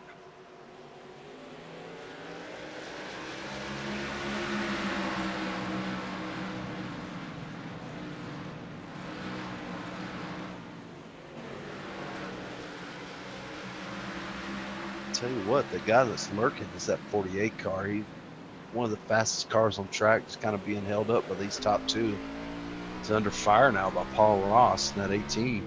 So you better not lurk too much, or he's going to get, I don't really have a segue for that, but he's just going to get passed up by Paul Ross. And here, the guy who led most of the first portion of the race scored once that 86 car, running P8 right now. Coming back from very serious right side damage from an earlier wreck. Yeah, very good rebound for that 86 car. Can tell you the 97's pulled her behind the wall after that massive motor damage from that last carnage. So done for the night for that. God,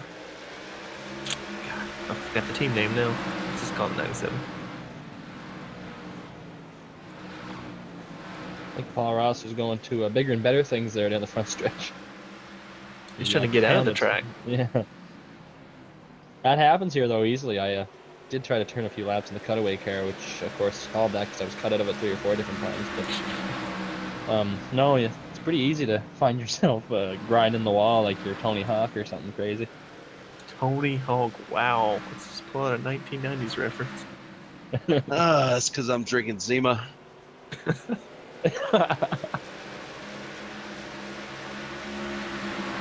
Anything else you want to pop out? Some Pop-Tart references or something, maybe? I don't know. Some Kids Bop while we're at it? No, I'm good. I really like that old TV or game show, I guess. Uh-oh, does anybody know what that is? No? No. Alright. They just poured green slime on people in these tanks. It's quite amusing. Someone counted the wall there.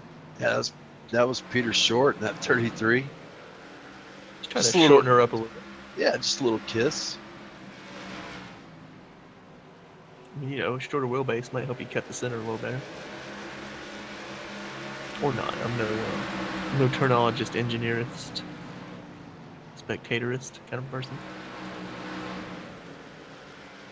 Great cornholio. Oh boy. Eric's still there, but they've managed to put a little gap. Trey on that 48. Looks like 48 maybe just doesn't have the pace at the moment.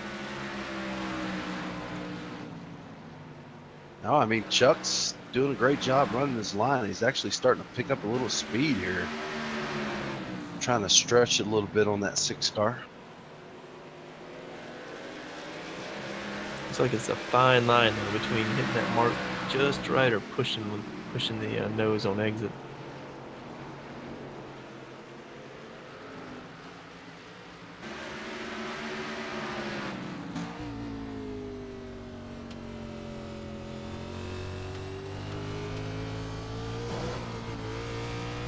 Really your only battle at the moment. No one else tangling up on the track at the moment, kind of settled out in single file.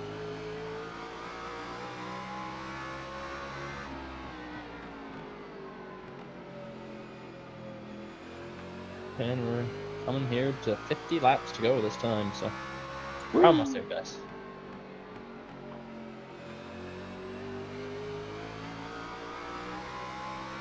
So just so you guys know, Chuck has led 41 laps.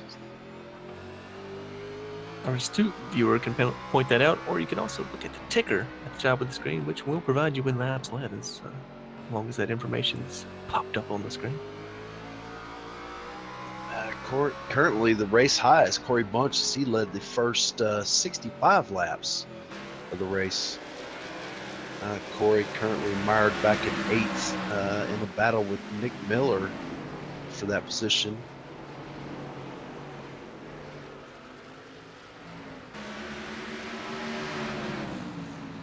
Yeah, it looks like they just got around the, well, not just, but a lap ago got around the slow, wounded car there of Chad Brown that's yielded to all the lap cars, the lead lap cars. Eric Mickey gave the wall a good little chunk out of it there. Yeah, Just Paul checking Ross. to make sure it's still there. Paul Ross riding the wall again. Also Actually- spot to Lafferty and Peter Short there. Yeah, he actually got those right side tires off the ground. He's just had a spotter in turn 1 Trey. They were looking at the tires for him. Oh, that's right. Yeah. Checking to I- make sure they're not flat spotted. Had a tire specialist as Nathan Velez had talked about him falling back. Now he's actually starting to reel these two in up front, just a hair.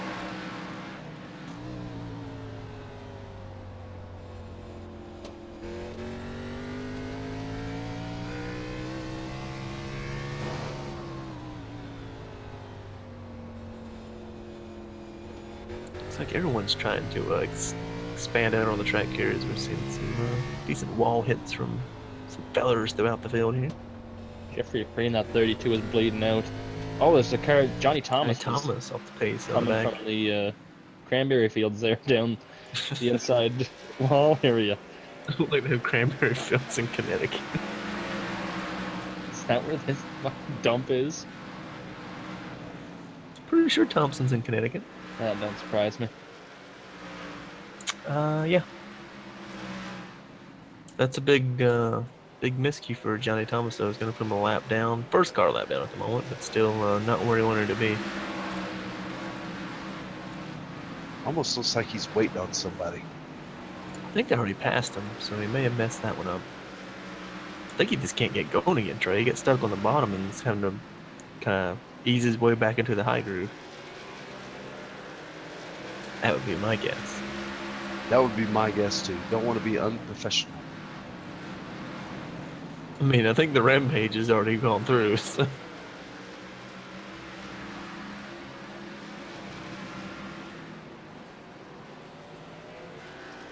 Just looking around, it's really Eric Mickey and Chuck Sweeting still in the only battle. Got these two up front, and then Peter Short on the back bumper. Nathan Velez, this is your top 4 battle, which just happens to involve the leaders. The next car they're going to catch will be Corey Lindsay. So, no real lap drama to help a pick or make a pick. Oh, as the man. 3 dumps the 48. Pumped him. Saves it. There's some good hands there from that 48 machine. Yeah, without a doubt.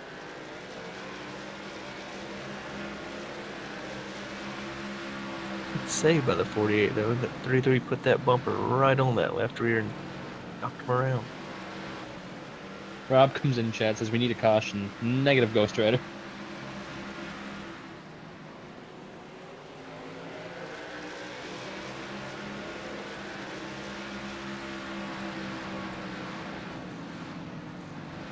I think it's kind of obvious that Chuck might be holding up that 6 car a little bit. Well, When does Eric's patience run out? I mean, he's already hit a couple people. Does he want to extend that to Chuck?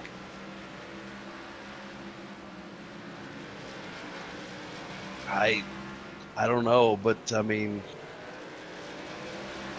that 6 car is definitely faster. You just can't get around him because, Chuck's that kind of guy that he's going to run same line lap after lap after lap. And you just hang out there waiting for him to make a mistake. Chuck's not going to make a mistake. True. I mean, it's just kind of going to be on you to find that spot around. You're going to, we saw Eric make a pass on the low side earlier. It's maybe the pressure from Peter Short catching these guys is going to make Eric desperate, but I think Eric's going to treat Chuck pretty respectful because they've raced each other before pretty clean and hard. So Yeah, but I don't know if Eric can make that pass down low with these, these tires that have got a lot of wear on them. true, but you're going to have to do something. Well, I'd lay the horn to him.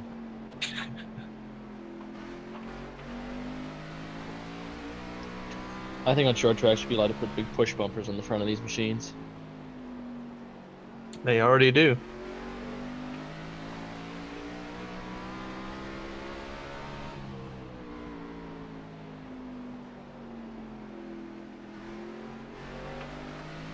It looks like Corey Lindsay going to get parked for the night there, Matt. 11 laps down.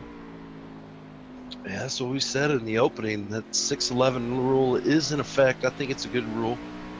Well, luckily it won't change just because he fell victim to it this week.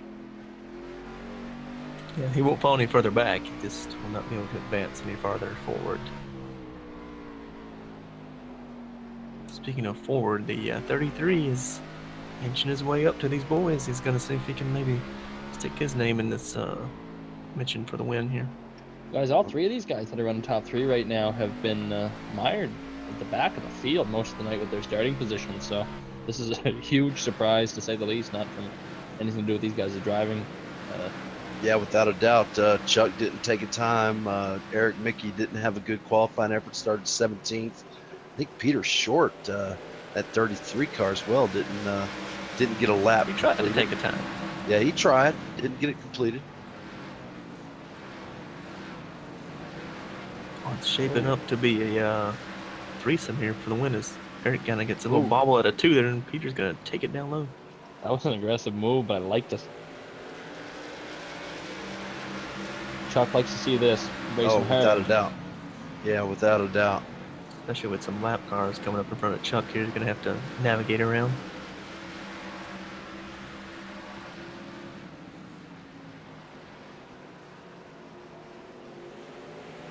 These three have separated themselves from Nathan Velez by quite a good little margin there. About 1.5 seconds.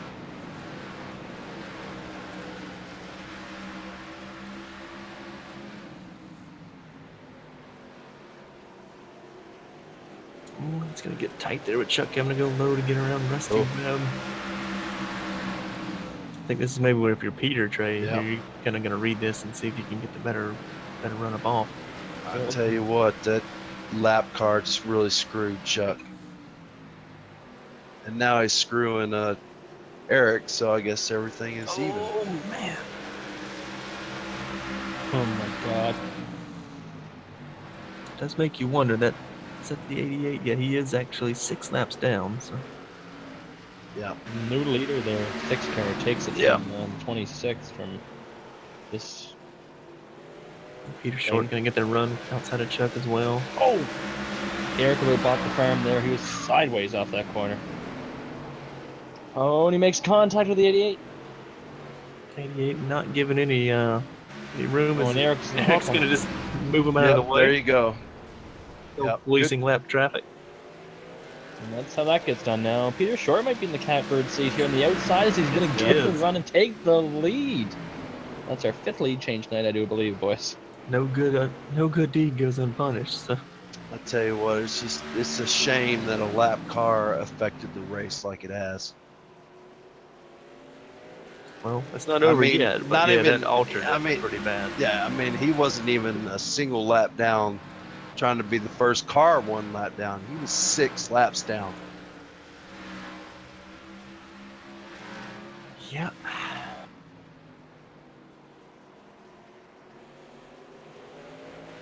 There's some pretty big, I'll say, compliments being thrown out of the chat there.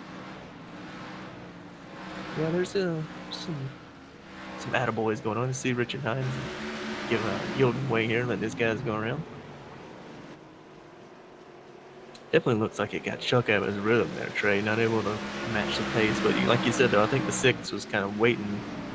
Once he got that opportunity, maybe he's just a little bit quicker than Chuck. And I think, Matt, what you called it, Matt, you said that 33 was sitting in the catbird seat, and look where he's at now. Took advantage. I'm right sometimes, but don't count on it. I mean, can you ever count out Peter Short to at least get a top 3 in one of these things? It seems like week in and week out he's up there battling for a win. He could flip that car over 3 or 4 times, and he'd still probably be battling for the win. Well, I'm just saying, it's week in and week out. We seem like we're talking about that number 88 Rusty Webb doing something fucking stupid. Without a doubt. Sorry for the F-bomb, but I'm just a little miffed. I think you're not the only one, sir. Hopefully we had Eric Mickey to handle it. Well, so I guess we give Eric Mickey the good hands driver award of the race there. I guess so. I mean, it pretty much cost him a shot, I think, to win, though, but he did the right thing.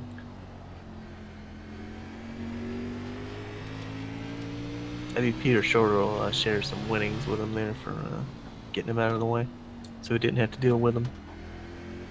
well, guys, they're starting to catch back up to that 88 machine.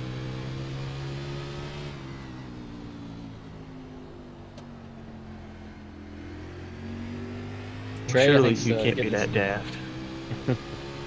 Trey's getting some praise here from a few people I see. Trey's always making friends in the chat. Yeah, I try to make friends.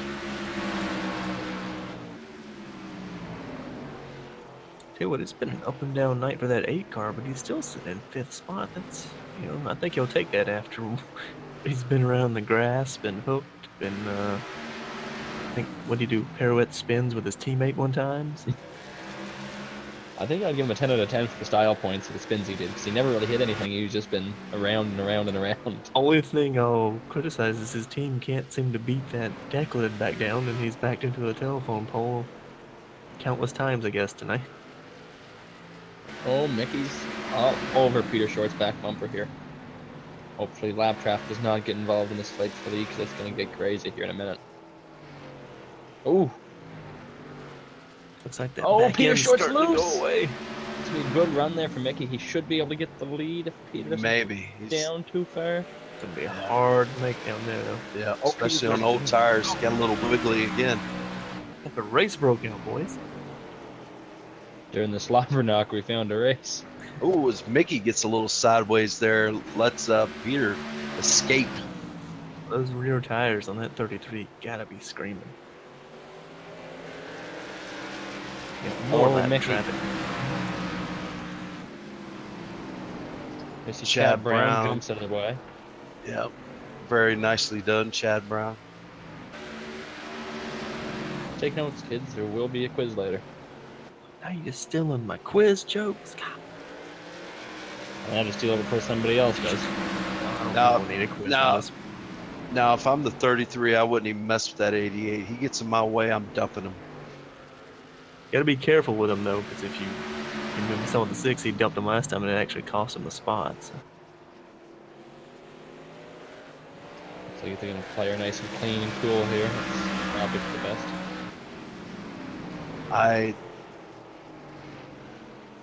I'm Don't- disgusted with what I'm seeing.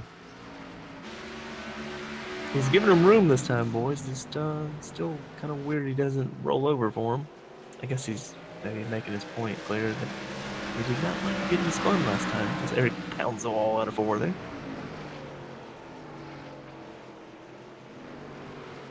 That may be all she needed there, though, for Peter Short to Yeah. set sail. Coming to 5 to go, I think it's pretty much done.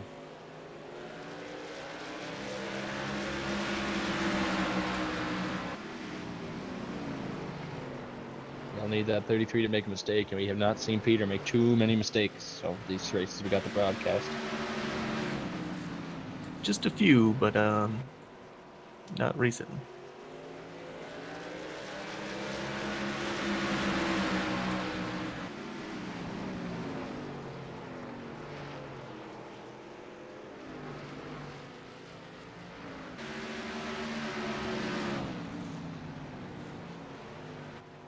Yeah, Eric's just a tick faster, but I don't think he's going to have time to Oh, keeps doing get that, up he there. will. Yeah, 33 gets a little sideways there. It's like that rear end. He's just burnt the tires off that 33. He's just doing everything he can to keep her pointed straight there.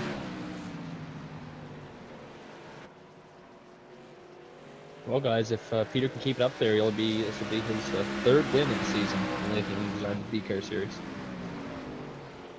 Seems like he's won more of that in the B series. I guess he's kind of stretched it out across all the series, so it kind of lowers the numbers. I hope everybody's sitting down for this stat because he's won 8 races so far this season, and he's only made. Give me Oh, 25 Peter Oh, he Short's got on the into the wall. wall. That lets Mickey close up on the final lap here. White flag lap. I mean, Eric's going to have to drive it into 3 and 4. So we see a late going race to, too. move. Diving in. He's diving. Oh, my not gonna God, he almost stick. hooked him. Nope, couldn't make it slip. He felt better about He that tried. Yeah, one. Peter Short gonna be your winner tonight, boys. he very easily could have dumped him there, but that's a good racing move by Eric to let it go. I don't think he was close enough to make the Carl Edwards move, but he raced him with respect there and backed off. I'll throw out this other stat here with Peter Short and the entire 3-wide racing leagues. All of their races that he's done. He won 32% of the time, and his average finish is 7.96. So that just shows you how dominant he's been here in this league as of late. Pretty good at donuts too. Yeah, but check this stat out, guys. Our top 3, Peter Short won the race, Eric Mickey second, Chuck Sweeting third. They started 21st, 17th, and 19th, respectively. That's not supposed to happen. I know Peter Short led 23 laps, Eric Mickey led 1, Chuck Sweeting led a race high 67. You know, the Chuck Sweeting who was just gonna take it easy tonight got disconnected at one point because of bad internet. 3 laps down, came back and finished third, ladies and gentlemen. Crazy stuff here in a short track. Without a doubt, I would definitely say, Chuck messaged me before the race. He said he hoped to gain a lot of respect tonight. I think he did. Oh, without a doubt. I think both himself and Corey Bunch did excellent showing here tonight for their first race, getting to beat and bang fenders and race these guys with respect. We saw even Eric Mickey show Peter there, he could have dumped him easily for the win and just backed off and took home some solid points in second. Yeah, without a doubt, Corey Bunch led the first 65 laps, got caught up in somebody else's mess. But I don't know if you guys noticed at the end of the race there, he was holding up a couple of lap cars that were racing for position, and he let them by. So I believe it was Johnny Thomas and Richard Hines. So that was a classy move. He was on the lead lap, didn't have to yield to him, but he did. So hats off to him. A lot of respect shown by that 86 to the league. Maybe you can run down to that 88 pit and give him some of that. Well, I would believe that Chuck Sweeting is probably down there right now talking to that 88's crew chief. Probably, if he's got one. He might have been the spotter and the crew chief. Well, that's true.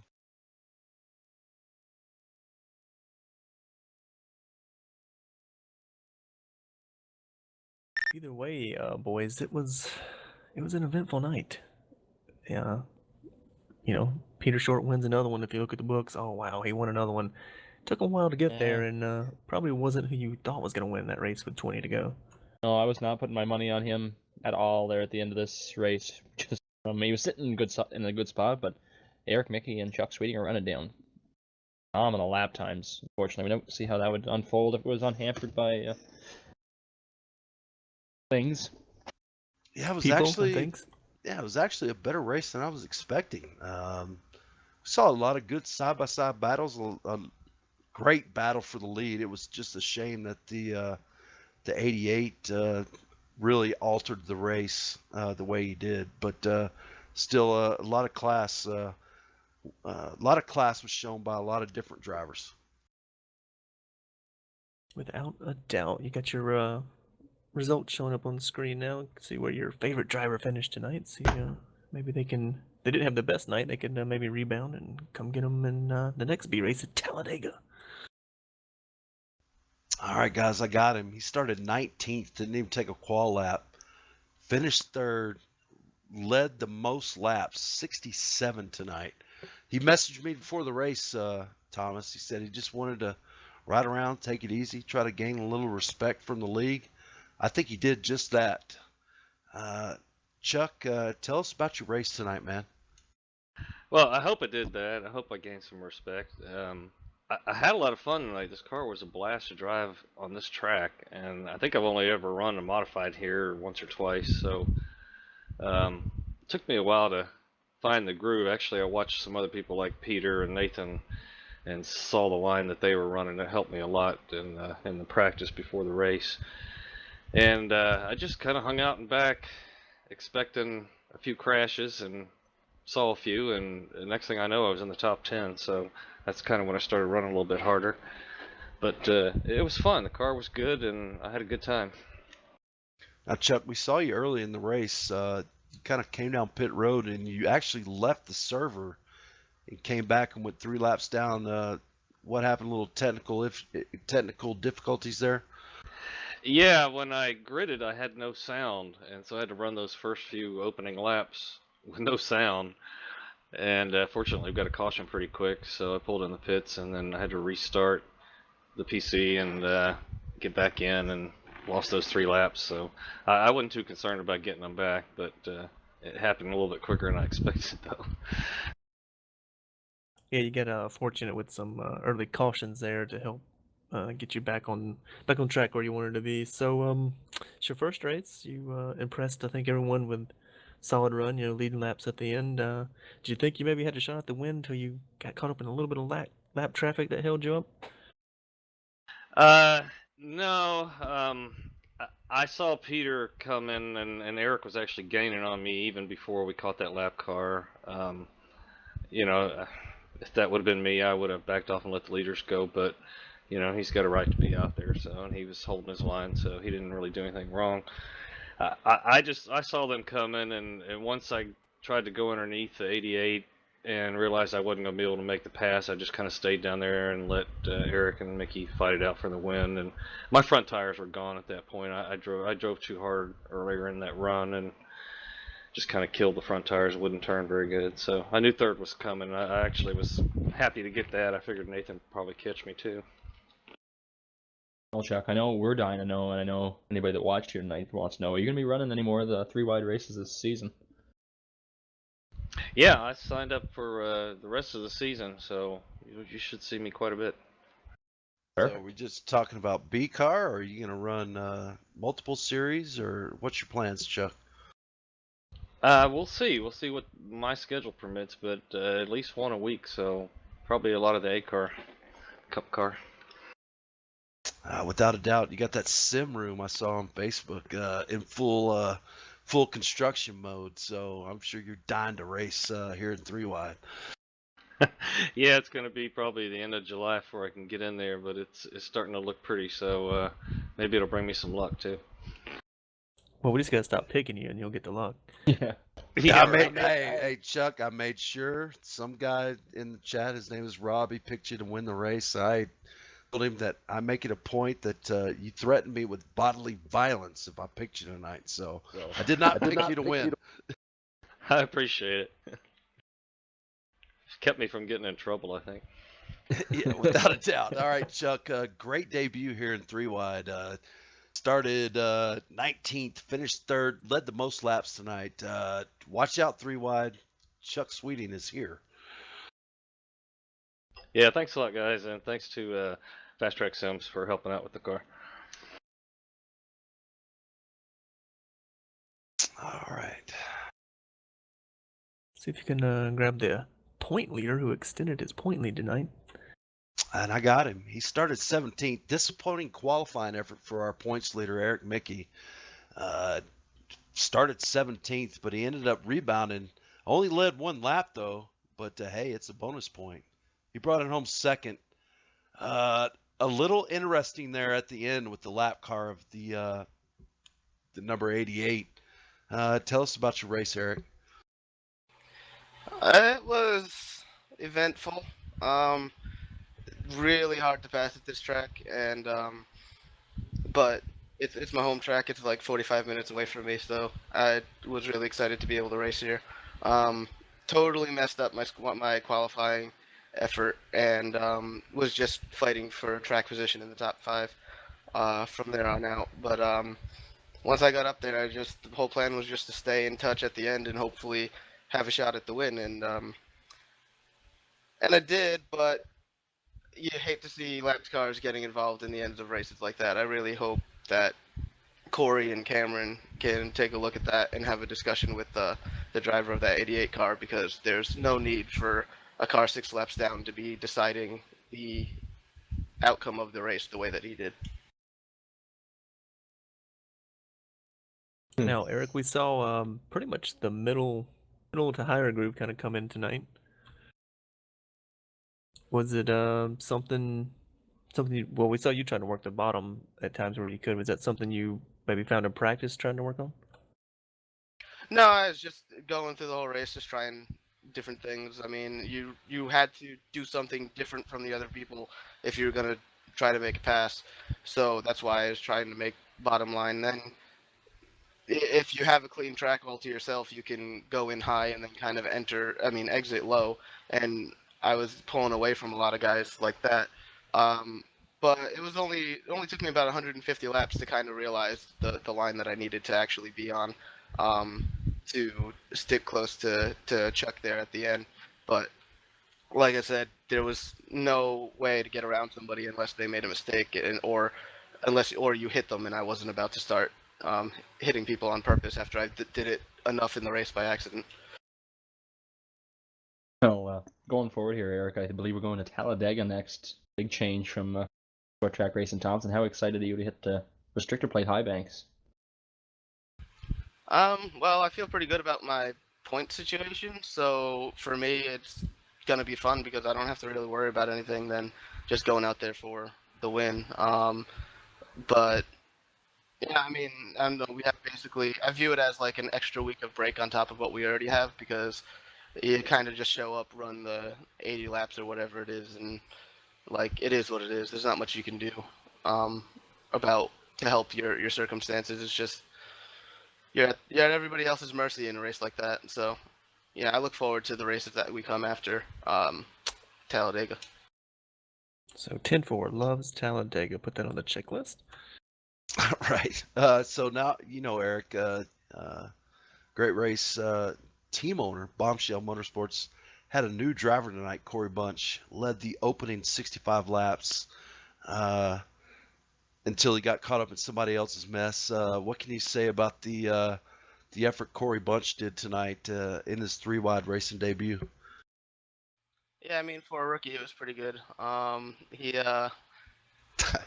joked about when he was leading and he started catching lap traffic that he was gonna get Christopher Bell, and turned out to be true. So at least if we've learned nothing else tonight, it's that Corey Bunch can be a JGR driver.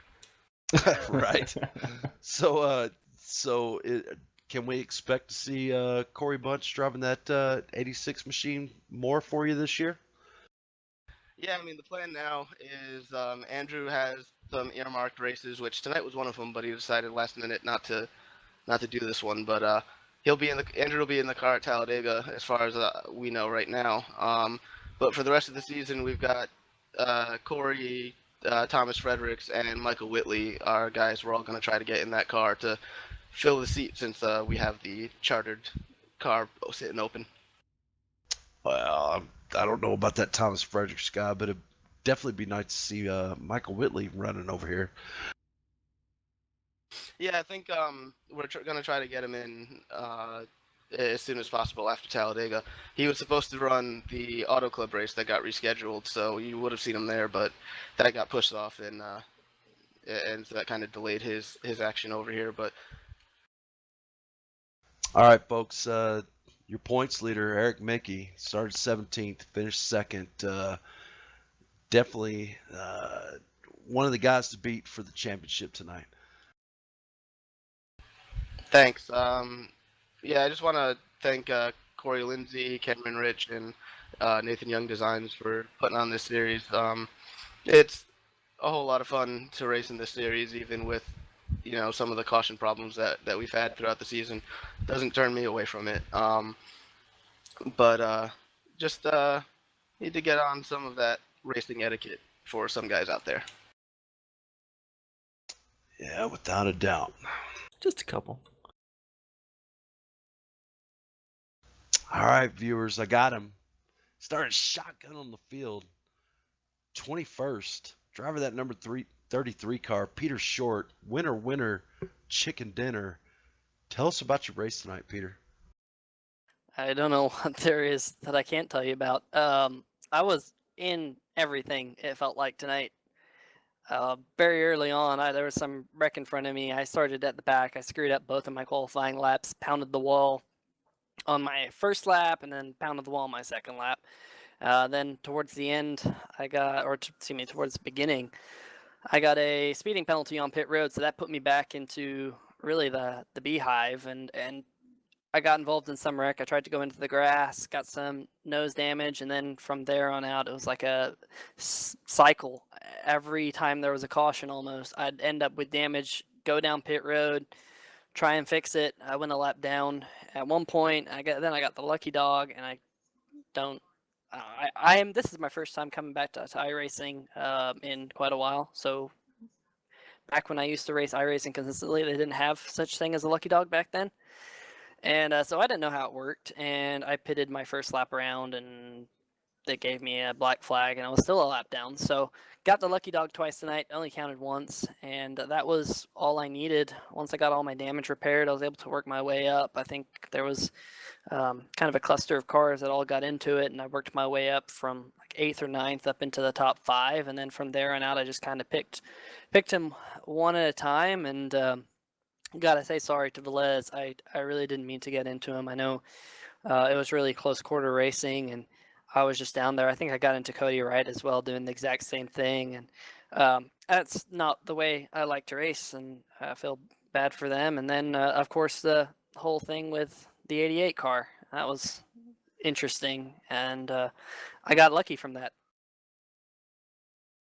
Yeah, we talked about that earlier with Eric Mickey, how he kind of had to make a decision there, either kind of get the 88 out of the way and try and win the race, or fall behind like we saw Chuck Sweeting kind of fall behind the 88 and lose positions. Did you just kind of read the situation better maybe and let Eric make the decision for you so you could make that pass, or was it just kind of happenstance and just lucky that you were in the right spot? I just was in the right spot. I knew that I could probably get up to second by just kind of staying where I was, because I knew the 88. He's kind of got a track record of doing what he did tonight, just giving absolutely no room when you come up to try and lap him. I know that's happened with me multiple times. It happened last week. It's happened again this week, and unfortunately this week it changed the outcome of the race most likely. But I knew I could get second because I knew he was going to race hard and someone was going to have to get stuck on the inside and I could move up. And then Eric, in my opinion, did the right thing and took him out, or at least spun him on the back stretch. And I was just in the right place at that point because I was on the outside and into the next corner, and I was able to use that high line to my advantage. The high line was really strong tonight. It's just because it's a variable bank track, but it made for some interesting racing, and at least for the first few laps, you're able, on fresh tires, you're able to use multiple group, but after that, it got really difficult to pass. Now we're heading into an All-Star week here coming up. I was intrigued by the league PMs that were sent out. Are you going to participate in any of the All-Star Week events, Peter? And if so, which one are you most looking forward to? Yeah, I saw that message today as well, and I saw all the different races. I'm really interested in running the IndyCar race. I think that's gonna be really cool. IndyCar at, I think it's ORP, and I think that's probably going to be very similar tonight. Very difficult to pass, but we'll have to wait and see. But I'm looking forward to that one. I know we're racing at Talladega, and there's going to be some crazy race Pocono with 100% fog. So that's all those races are kind of on my radar, and I'd like to run them. For those viewers who might be watching, they're actually open to the public. So I think there's a password, and you can message probably Corey Lindsay, probably grab that password if you want to come out and race with us. So it'd be cool to see a few new faces in those races because they are just for fun as we head into All-Star Weekend, which I'm really looking forward to. I think Sobo is going to be a lot of fun. I love racing these short tracks. They suit my style, so it's going to be pretty cool. All right, Peter, before we let you go, man, give us those shout-outs, man. I want to give a shout out to my wife. She puts up with me racing on Sunday nights and Monday nights. Once she gets off of work, and then she comes home, and what am I doing? I'm playing iRacing. So, shout out to her for going through all this, and we'll have a lot of fun going into this weekend. She must be standing right behind you. Oh, she's looking at me like, yeah, you're crazy for doing it. So she's giving me the crazy eyes. All right, got to make the wife happy. Peter Short definitely happy, bringing home victory lane tonight after starting 21st. Congratulations, Peter. Look forward to seeing you next week. Thank y'all. It's going to be scary when he starts up front in one of these races. It's 2 weeks in a row he started pretty much shotgun on the field, if not the back row, and finished up second last week and first this week, so it's kind of scary. I just wonder if he'd know what to do starting up front. I mean, he probably might just try and dominate the whole thing. I don't know. Well, I will say to our viewers, Peter mentioned it, All-Star Week coming up here in 3 Wide. A lot of interesting events. The DW12 at Indianapolis Raceway Park is what we used to call it. Pocono Fog Lap Race. Got the Cars of Tomorrow at Talladega with no restrictor plates. Like a Crash Fest Charlotte race. So seems like it's going to be a lot of fun. So if you're interested, send a message to Corey Lindsay on iRacing. Maybe they'll let you in. You can partake in some of the fun. Unfortunately, none of those will be broadcasts. I do believe our next broadcast is next Monday. Tomorrow first. What? We got to kick off the dirt race tomorrow first. Oh, I'm sorry. Yeah. Sorry about that. Yeah, we got dirt racing tomorrow. Then we'll take the week off, and then our next race will be the Cup Cars, the Cold Hard Art Design Series at South Boston. So we'll be back for some more short track action once we get off the dirt. But like Trey mentioned, got a lot of fun, exciting stuff coming up. Gonna cap off the 3 Wide non-All-Star Week tomorrow at Eldora with the 360 sprint. So that should be quite the show. A little high bank under the lights action. But I think that's about it for tonight, boys. Good show, good finish. Craziness in between. Yes. Any final thoughts, Matt? I just know I'm excited for that no restrictor plate race at Talladega. That's right. To the front we go. I actually wish I could participate in that, but it's on a Wednesday, and I have class that night, so can't make it. I might check out that Pocono Fog Lap race. That might be kind of fun, though. Well, while Trey's trying to check that out, we will check you guys back out tomorrow for the Dirt Cars at Eldora. For Trey, Matt, myself, and our lovely producer, Wendell James. We will see you tomorrow night for some dirt action. See ya!